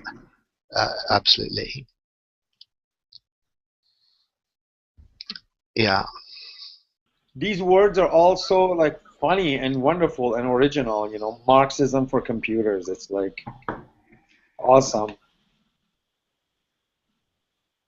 Should we put Amy on spot and make like ask her to like, Amy, it's time for you to say something, or you're just still absorbing? Frankly, I'm completely fucked today. I'm just gonna sit here in the background and listen to you guys talk. And those stacks of If books are that's just okay. getting bigger and bigger in the background. Or maybe I'm just seeing them for the first time. That is a huge stack. Yeah, the stacks of book behind Amy. Yeah, that's stuff I'm supposed to be reading. They've all got bookmarks in them. It's really impressive, actually. Yeah, I'm working my way through them. Can I just say about this? Actually, it's really interesting to me that the thing that I never doubted. I was just assuming we would, of course, be talking about. We haven't talked about at all, which is just. I mean, I'm impressed that we haven't talked about it. I'm not at all being critical, which is obviously that from the most straightforward framework of political observation about Bitcoin, this allocation of all political power in the system to computing power is vastly problematic, by almost any normal political reference frame. And, if you were going to be, I think, Marxist in a way that is kind of cruder than I think we've been, but, that's not necessarily to criticize it in itself. It's obviously you are just simply allocating directly all these liberal democratic political principles and rights to capital. You're just dumping them straight into capital. The voting power, the political power, the decision-making power in the blockchain system is based upon computing power. Computing power is a straightforward function of capital investment in computing equipment. So, in terms of the kind of in terms of the preset model of criticism that would come out of a standard kind of left-wing set of observations on this, the picture is so unspeakably ugly that it is mind-blowing, And so I was utterly expecting that when we talk about blockchain and power and money and all of this stuff, that this was going to be the dark star, that everything was orbiting around. So I think it's quite interesting that set of concerns hasn't been something sparking people at all. Well, when you say that, Nick, the allocation of all political power to computing power, when you say that, how far are you going to go with that? Because, of course, we are still the ones circulating Bitcoin. The computing power is simply the securizing. Sorry. Right. But for how long? But for how long? How long what? But for how long? It's for humans. Well, I mean, until we're eradicated, no matter what else besides humans, there's certainly going to be a political. What I'm suggesting or wondering is, isn't there always a political power, of course, beyond the computing power? Well, except that the frame, if we're getting back into the kind of critique language, in the Kantian sense, the frame, the transcendental structure, is what the computing power is deciding. So, as you say, there's all kind of human agents and whatever other kind of agents have crept into the system we can't know because everyone's wearing a mask. We can only assume that the people involved are still at this stage mostly human beings. But the game that they're playing, whatever transactions and commercial interactions they're playing in the Bitcoin system, the rules of the game are being set by the Nakamoto consensus. And the Nakamoto consensus, which is the final tribunal for the structure of reality as far as the Bitcoin system is concerned, is decided by this vote of computing power. And as I say, I don't see how computing power can't be taken as a direct expression of capital. You know, if you want to put computing power into the Bitcoin system, you have to just buy better, more advanced, more powerful computers. There's no other way that you can do it. And there's a whole obviously interesting commercial and technological system now evolving on the edge of the system to do with the mining industry like that. But it's a proxy for capital of such a direct kind. I wouldn't really have thought that would be controversial. So we are playing inside a game that the computing power is perpetually deciding to reauthorize as a game, and there's no other or transcendent authority that can change that game without mobilizing more computing power on its behalf. But that which capital is that which organizes the distribution of the ability to buy computing power and to deploy it, for the purposes of this game. Then capital itself, like pre-Bitcoin capital, is sort of an externality to the economics of the Bitcoin game. I mean, that's like one way of accounting for the fact that we haven't brought it up, is that we've stayed so much within the mindset and sort of the internal terms and logic of Bitcoin, for which this whole question of, who has computing power, by what means have they bought it in the past? Right. It's sort of like, like primitive accumulation of land. And right. Have this question of, okay, yeah, sure, you're trading around property that is somebody's property, but like, where did you get this property to begin with? Oh, right. We wiped out the indigenes. Yeah. No, it's a great thing. This question of primitive accumulation. That's exactly right. So the investment of computing power into the Bitcoin system is the primitive accumulation of the Bitcoin system, and it works exactly. All the debates and all the arguments, I'm overusing this word, but I think it works. They translate across perfectly, in the sense that within the Bitcoin system is the perfect hyperliberal commercium, in the sense that primitive accumulation is unquestionable once you're inside that system. It makes no sense at all. And so, within the system, you're just asking, how many bitcoins would it take to upgrade my ASIC processors to improve my Bitcoin mining capacity? Right. But so I'm more interested in the question, and so Amy brought up DAOs. If we just sort of, and this is for me, maybe, and I think for the Bitcoin community for the most part, that it's intriguing, this question of, what are the ramifications of certain people getting a bunch of Bitcoins because they had processing power, but it's more interesting what is at any given moment the spot distribution of ability to affect. It's like, in the Bitcoin context, we're more worried about attack and about integrity than we are about distribution. So with Ethereum, one of the things that people are saying is a problem is that in order to compute this giant-ass global state all the time, you're going to have to give up some of the P2P aspects.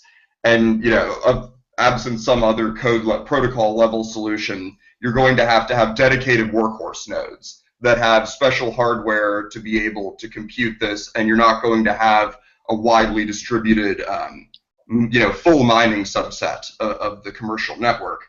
And so the two aspects, so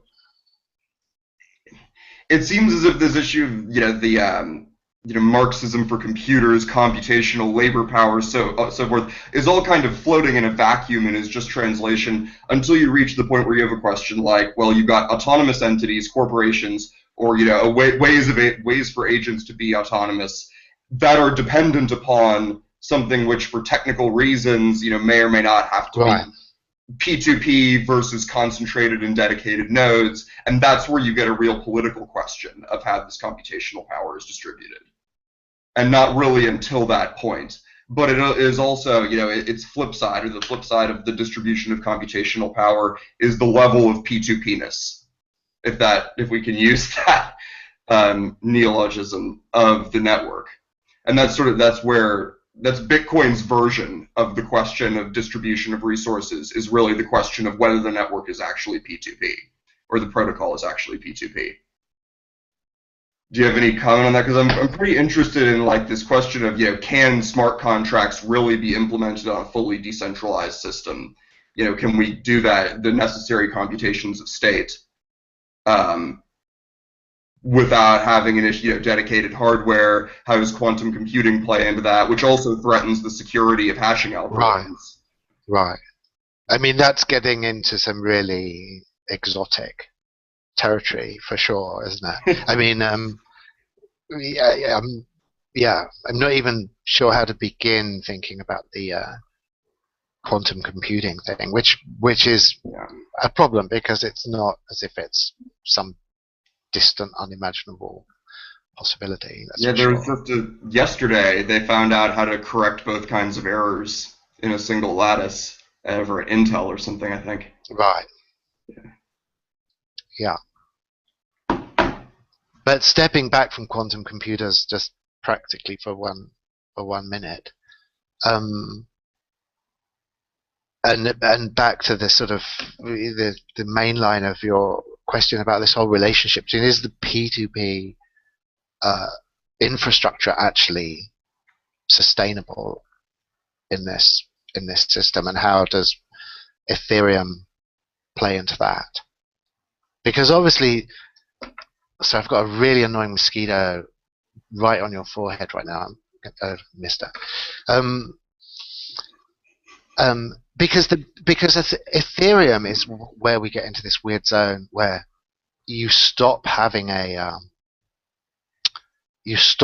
computer proletariat, don't you? I mean, it's like the hashing machines are just the workhorses of this system, and they're designed that nothing interesting can ever come out of a hashing machine. The only thing that can ever come out of a hashing machine is bitcoins.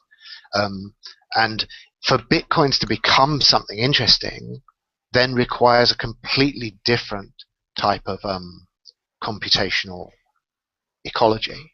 And that's what Ethereum is about on a certain level, isn't it? I mean, these DAOs, which will then be doing something, they will be trading bitcoins. And they will then be getting us into the same zone as, for instance, all these exotic financial structures that we've got in our existing economy, while the actual hashing power is simply, in the most fundamental sense, just an infrastructure.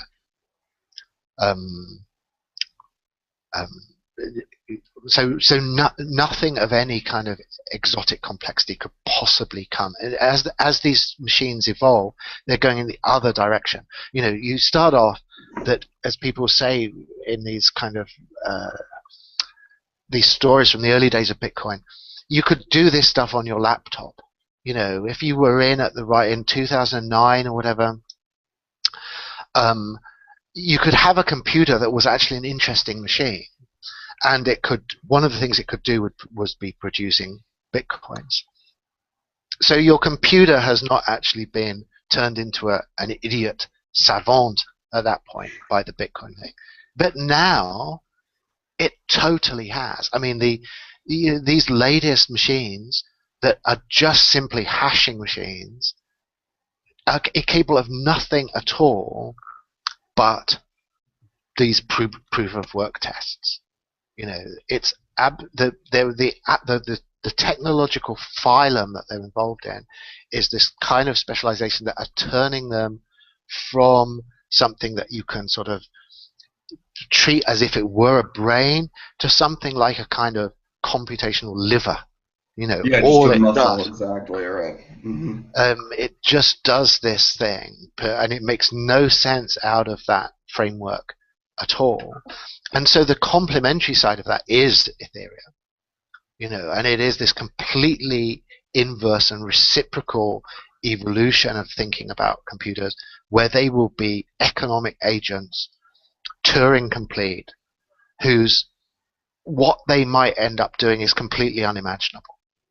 Right, the By design. novelty now has a source inside the network, and not just because, like, previously, all of the novelty came from human transactions, then announced to the blockchain. We were the source of all of the interesting things that the hashing, uninterestingly, caused to exist, made real, according to your original formulation. And now inside the reality process itself, we have novelty. But at the same time, I mean, it doesn't necessarily change this issue of like physical CPUs just being infrastructure, because what's really generating the novelty and what's becoming autonomous are these contracts and these programs, which are really a distributed state a lot across a lot of computers, which maybe, and this is kind of the argument, it may be necessary that we have these single function workhorse computers in order to process a state in which those smart contracts can be autonomous. Right. Yeah.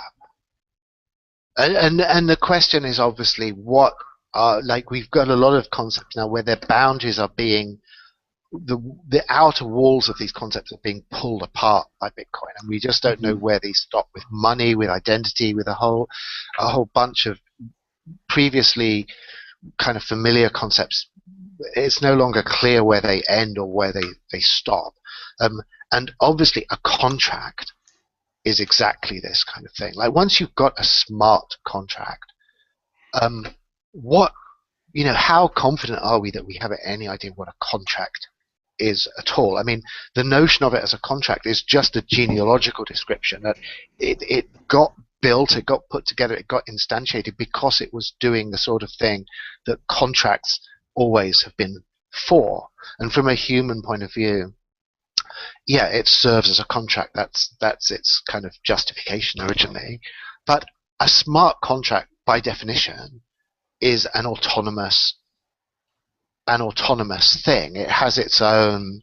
It then has its own sort of evolutionary story to tell that we cannot even begin to predict. And that's exactly the index of what you're saying, is that you say an autonomous and then you kind of trail off. Like an autonomous what? An autonomous... Yeah, because the horizon is then disappearing into this misty zone of absolute digital obscurity. That's totally right.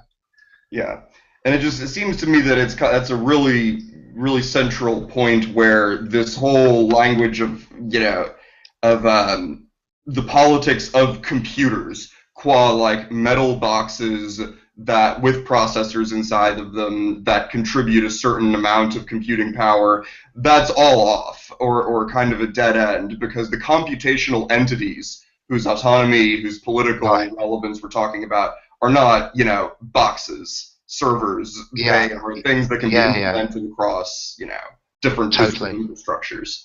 Yes, totally. And it's interesting to me how much of there's a whole bunch of things that people expected they were going to have time to talk about and politically discuss about computers and politics that are being preempted. Like, for instance, this whole question about, what decision process would we go through to decide whether we were going to treat them as people, to treat them as agents, to give them legal rights, to kind of, as if we were going to have some wonderful, relaxed process of reflection and sort of ethico-political debate about, and now we've got DAOs.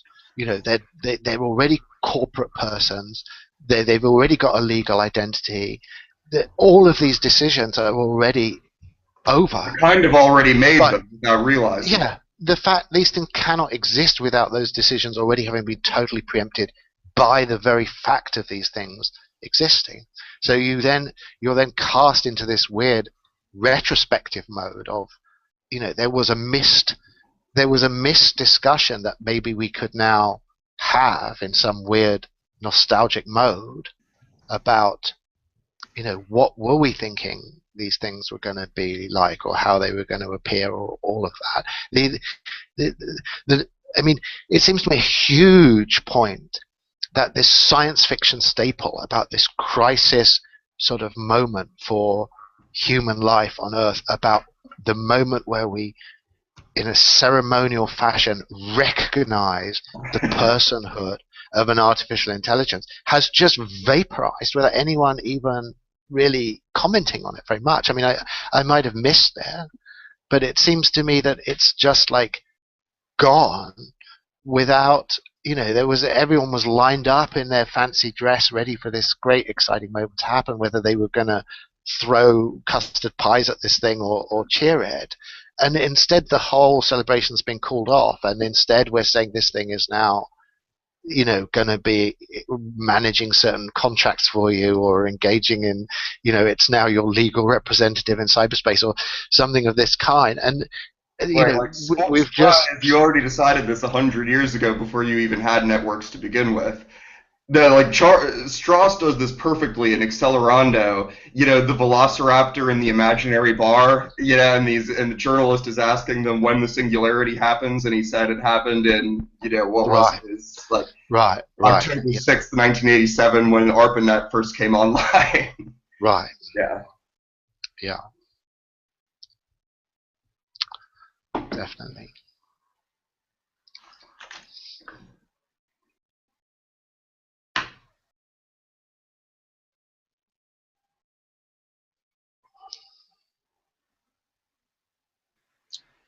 I was thinking about the concept of sovereignty, and I was wondering if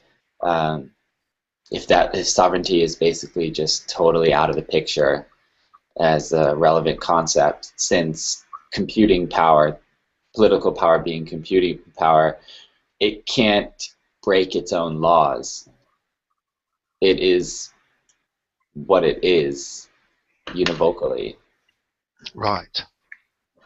Yes, I don't know. It's interesting. Sovereignty is obviously an extremely important, but also very hazy concept in this, isn't it?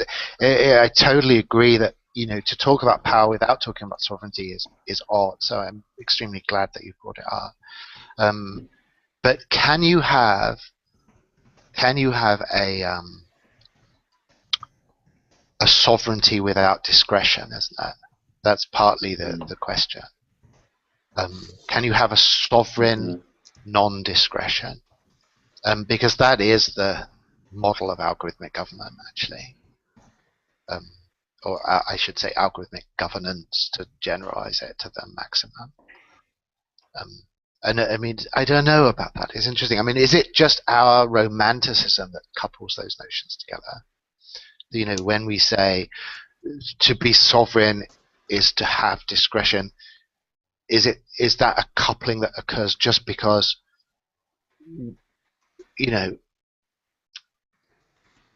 it seems for certain intuitive reasons that the sovereign should have that kind of extreme metaphysical liberty, which in a way is what is being called upon, isn't it? Whereas obviously there's just a complete collapse of that in this case. But sovereignty in the sense of being the supreme authority over the fundamental structure of reality, at least in this domain, is not only preserved but reinforced. So, that decoupling is quite dramatic.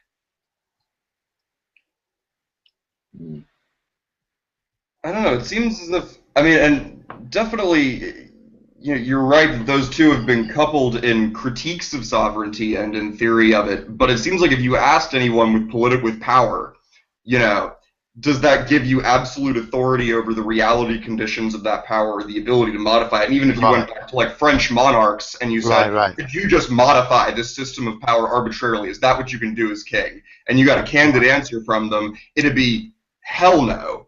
Really, like, having power is being the one who gets hanged if he makes the wrong modification to reality. It's ultimate, vulnerability to the vulnerability of that system. Yeah, I think so.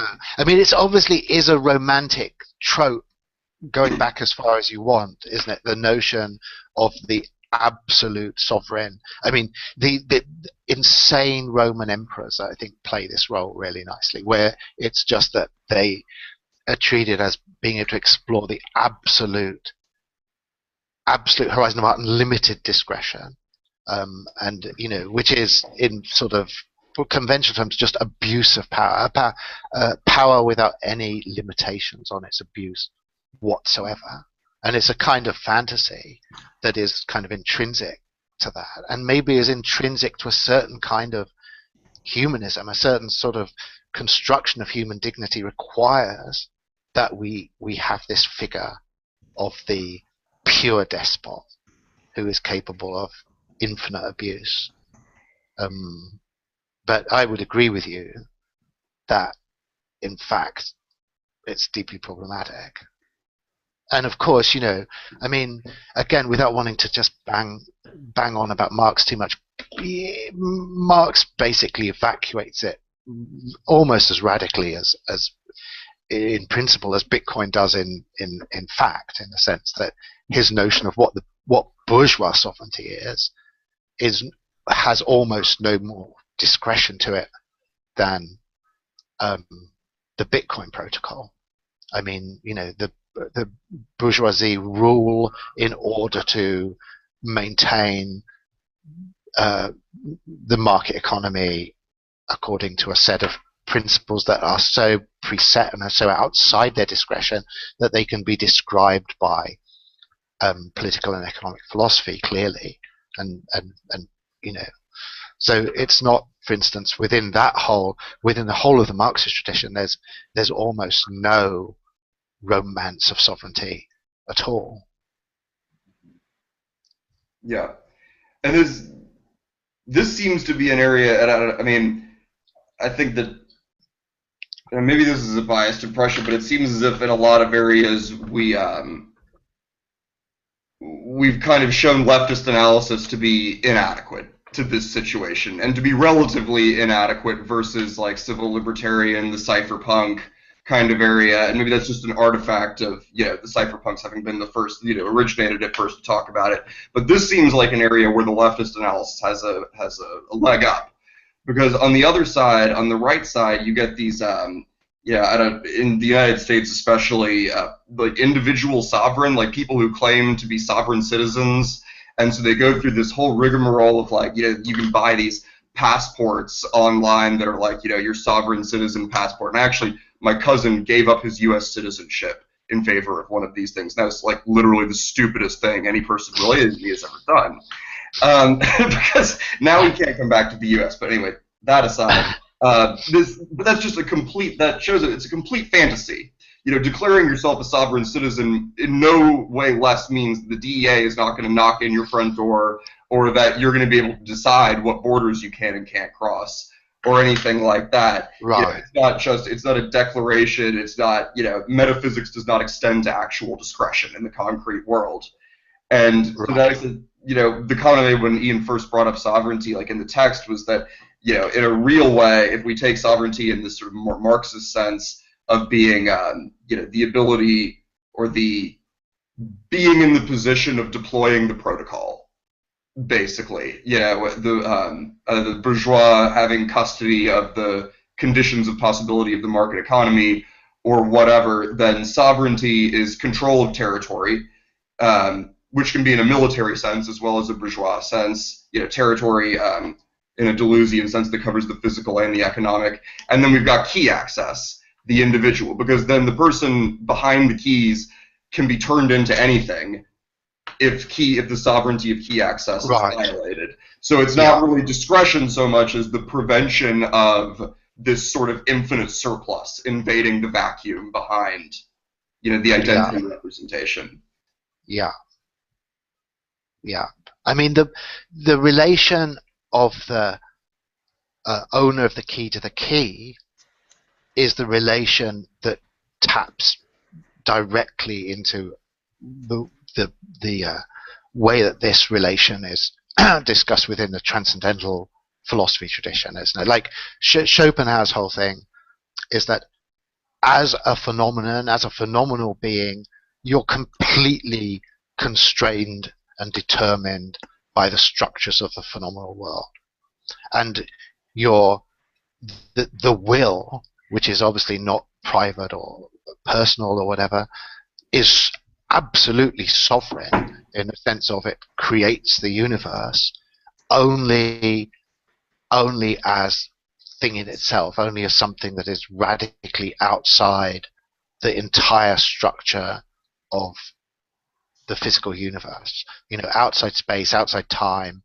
outside individuation, so this, which obviously we've talked about before, this way in which the cryptographic relation of your real life ID versus your avatar rehearses and replays this relationship between the transcendental and empirical ego, is also a place where this question of sovereignty is played out.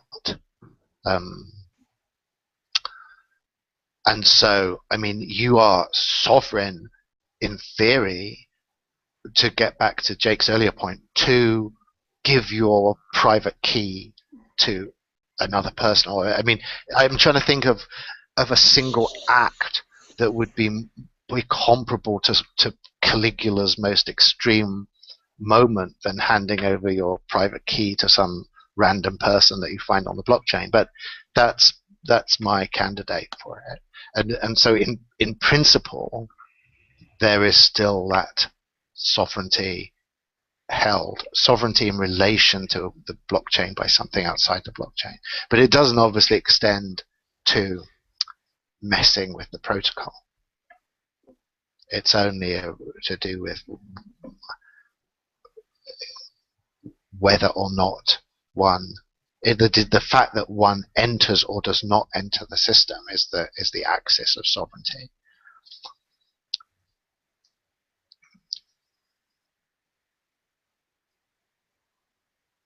And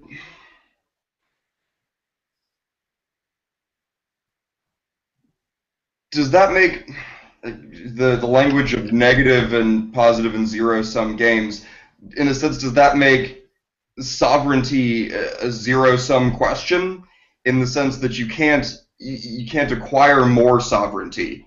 You know, you can only lose it and you can only maintain it. There's only this game of incentives for me to attack your sovereignty, to steal your identity, or for me to hold on to my own and not to engage in this one, you know, what would be a positively sovereign act, which is to give away my sovereignty by transferring either accidentally or deliberately my private key.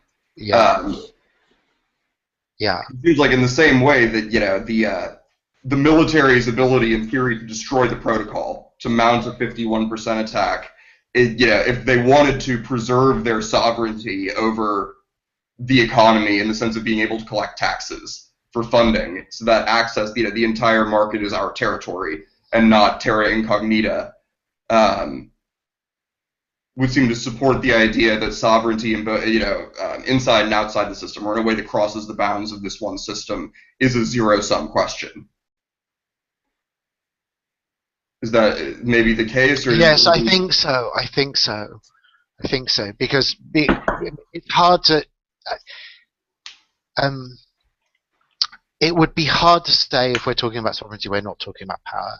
And then there's the question of, well, do we want to talk about power in a way that just on this level breaks, say, with Bishler and Nitzan on this basic definition that you're talking about power if you're talking about zero-sum relations. I mean, so I see no reason at all to deny them that, or, you know, to deny that language that.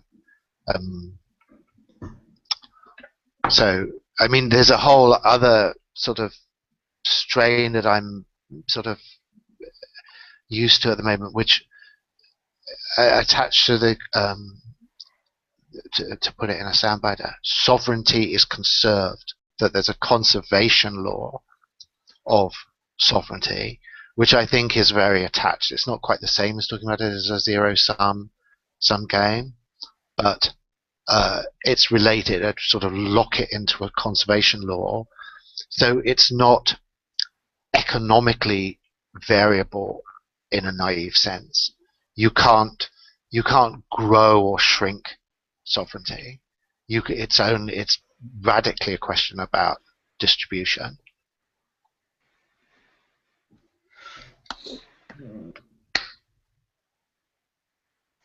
But that doesn't seem to accord with the idea of like key acts of key control as sovereignty, or of you know, of the porosity of territory as an indirect or inverse measure in relation to sovereignty. Because if you just give away, you just publicize your keys, right? That identity, your sovereignty over that identity, has been destroyed, and it's not Well, I don't no one know. has gained sovereignty over that, but yours. Oh yeah, isn't it kind of Boolean, your key access thing? I mean, you don't you can't ever have partial. You can't actually ever be a partial holder of keys, except by some. I mean, there are complicated arrangements that can share these cryptographic identities, but Right.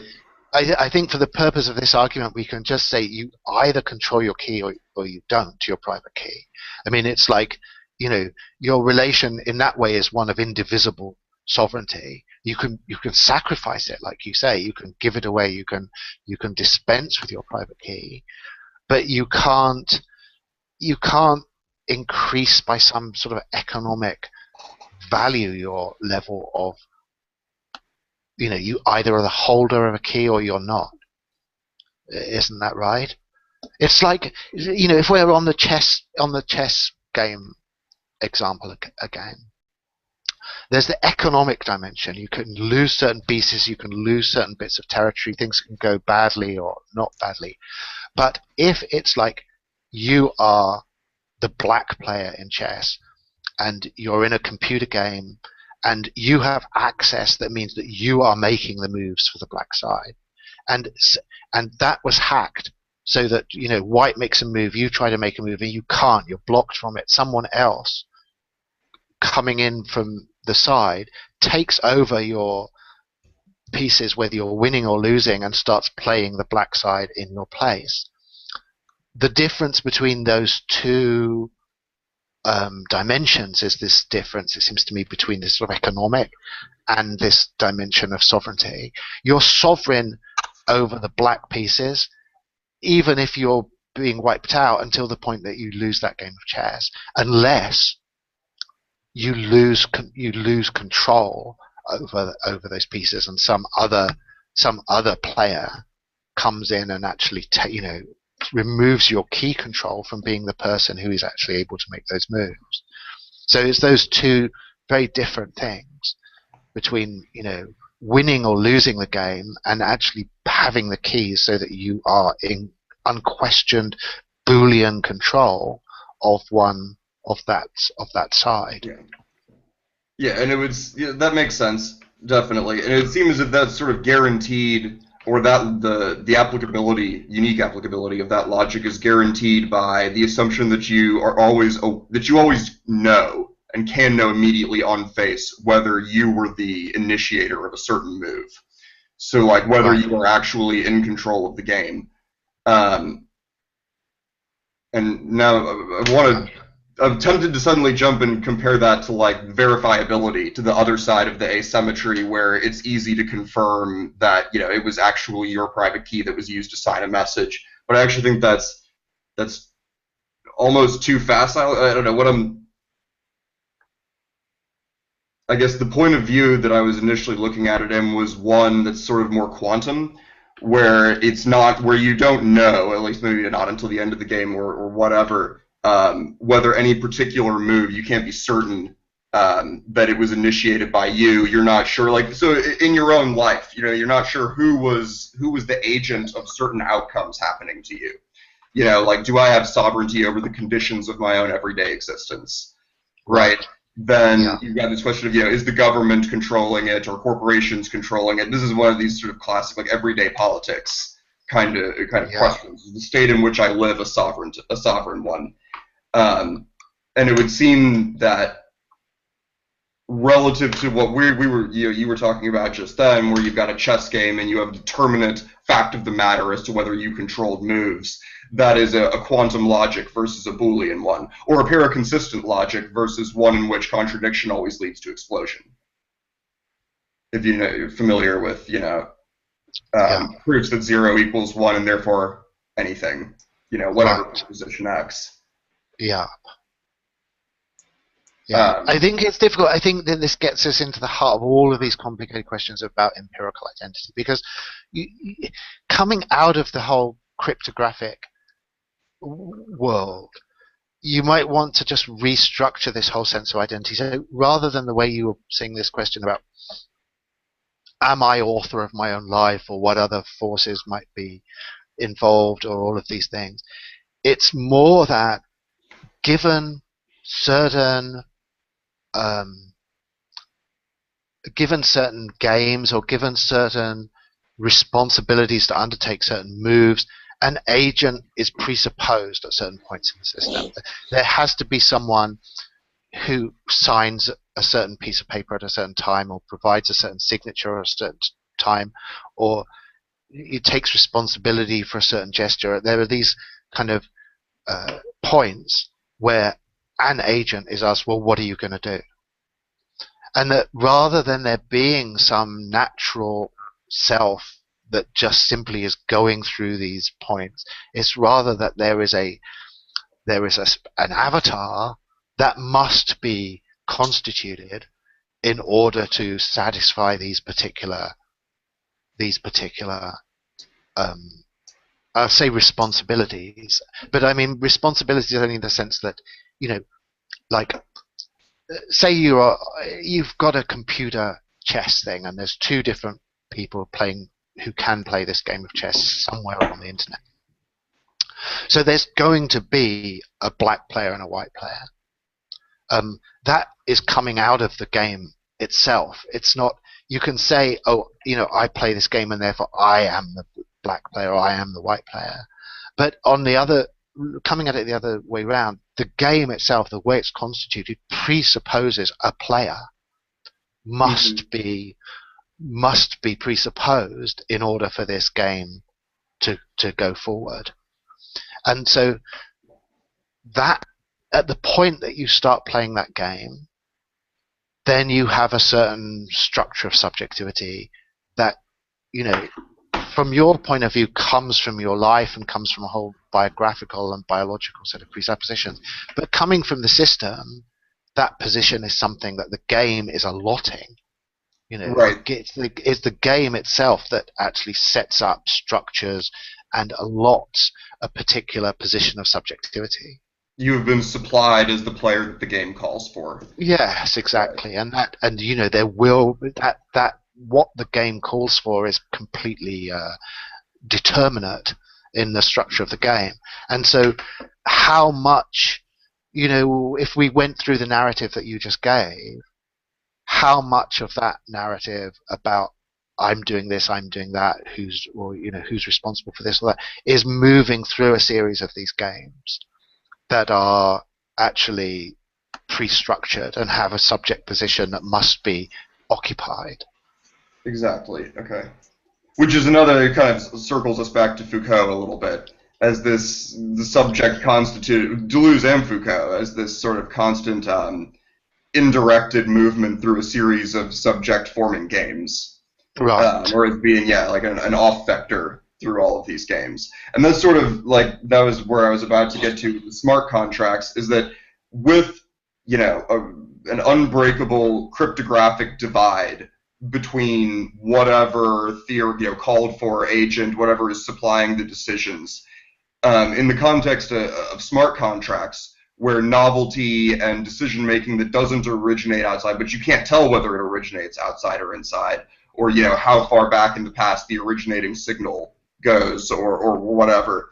It seems like you actually have like a fundamental inchoateness on the other side of the cryptographic divide, where Right. once you take into account that insecurity is fundamental, like all keys are not going to be securely possessed by particular agents, so you've got both internal novelty that you can't clearly distinguish from external novelty, and a fundamental situation of insecurity. There's a certain point at which you must be able to have actions, game actions, originating in this game space, which is the global state, that you almost can't tell ontologically or epistemologically, just don't have a clear originating agent. You've got a margin of indeterminacy, which is like that of reality, experienced by humans. Yeah. But I think because the agent is becoming more and more specifically crystallized as an avatar, then this zone of indeterminacy becomes, it's like, within the system of avatars or the system of masks, the mask is specified with greater and greater exactness, and so what can then come and put on that mask?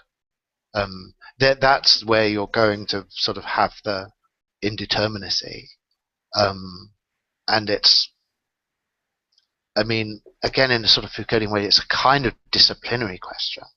You know, it's there's a responsibility again of, if you're going to put on a mask for engaging in the actions required of a certain avatar, are you properly cultivated or trained, you know, to be able to competently operate that avatar? And all the time, these DAOs are going to be implicit in them in a way, is that they're going to be a bit supercilious about their capacity to do this stuff relative to you, I think. I mean, there's been a lot of recent stuff about, this might be my translation of the language, because I think it's just fantastic, about secretaries. You know, I think, you know, just as a computer, and I apologize if I've already said this. This is premature Alzheimer's, which I apologize for. But just as the word computer, you know, used to be a person, and then became a machine, I think secretary is absolutely going to do this. I mean, it's like it's a function that these applications are utterly teleologically carried towards, that will just do this stuff online consistently, efficiently, competently, in a way that I don't think, I'm talking for myself, but I honestly think this is widely shared, just losing the capability to do that. You know, you've got 100 different passwords. You totally lose track of how to get into a whole bunch of different accounts, and how one account is relating to another account, and what account needs your attention at a particular time. And this vast amount of avatar management that's just becoming overwhelming is something that is just designed for as I say, secretary. I would be stunned if in a few decades, when people say secretary, they automatically mean a kind of cyberspace application. And the notion that there were once human secretaries just is a kind of funny historical kind of anecdote. And so, yeah, this might seem a little bit of a digression, but it seems to me this clicks on a lot to the stuff that you're talking about. You know, once this thing is just, you click in this secretary to ensure competence in avatar management, then the whole question about your relationship to the avatar is transformed. Right, because if you combine it, I mean, if you think the full sense of secretary is time management, you know, time control, dividing it up, like who you're going to meet with, when, and so forth, and what's important for you to do. Once you integrate time management into that, then it's sort of like, you know, it becomes you use the term secretary daimon. The daimon in Greek, that's the division of fates. It's that which shapes you towards your destiny, you know, destines man. So it's something that, you know, a synthetic software agent that's shaping your time and your identity as well, back across the divide. And I'm sure will be totally embraced. I mean, you know, if I could get one of these things to run vast chunks of my life now, I would be just reaching for my credit card at this very moment. I mean, it's like, so. Sorry. Yeah, no, that was a complete, probably a whinge, actually, if I was going to define it as a sentence. So, how are we doing, guys? Yes, I actually just came to say, actually, we're now, sorry about this beautiful, like, Diane Warwick pouring into, if you can hear it, it's like coming from the outside. It's a beautiful sunny day here in New York, and somebody's playing like music. But anyways, maybe this is a good time to end because I think because of the time constraint, a lot of people have already left. Right. And they all said goodbye privately or here in the sidebar, and we're over time. So I don't know, what do you guys feel? Can we end it, and I'll copy the conversation from the sidebar into the classroom, and then we can continue on there. And yeah, see you guys all next week for the final session of this seminar. Yes. So great. Thanks to everybody as usual. All right, Yeah, cool. thank you. Delightful. Thanks to everybody. Thanks, Nick. Thanks, everybody. Right. I'll do the Have a same good week. all the conversation. So talk to you soon. Okay, great. Have a good Bye-bye, week. Nick. Bye.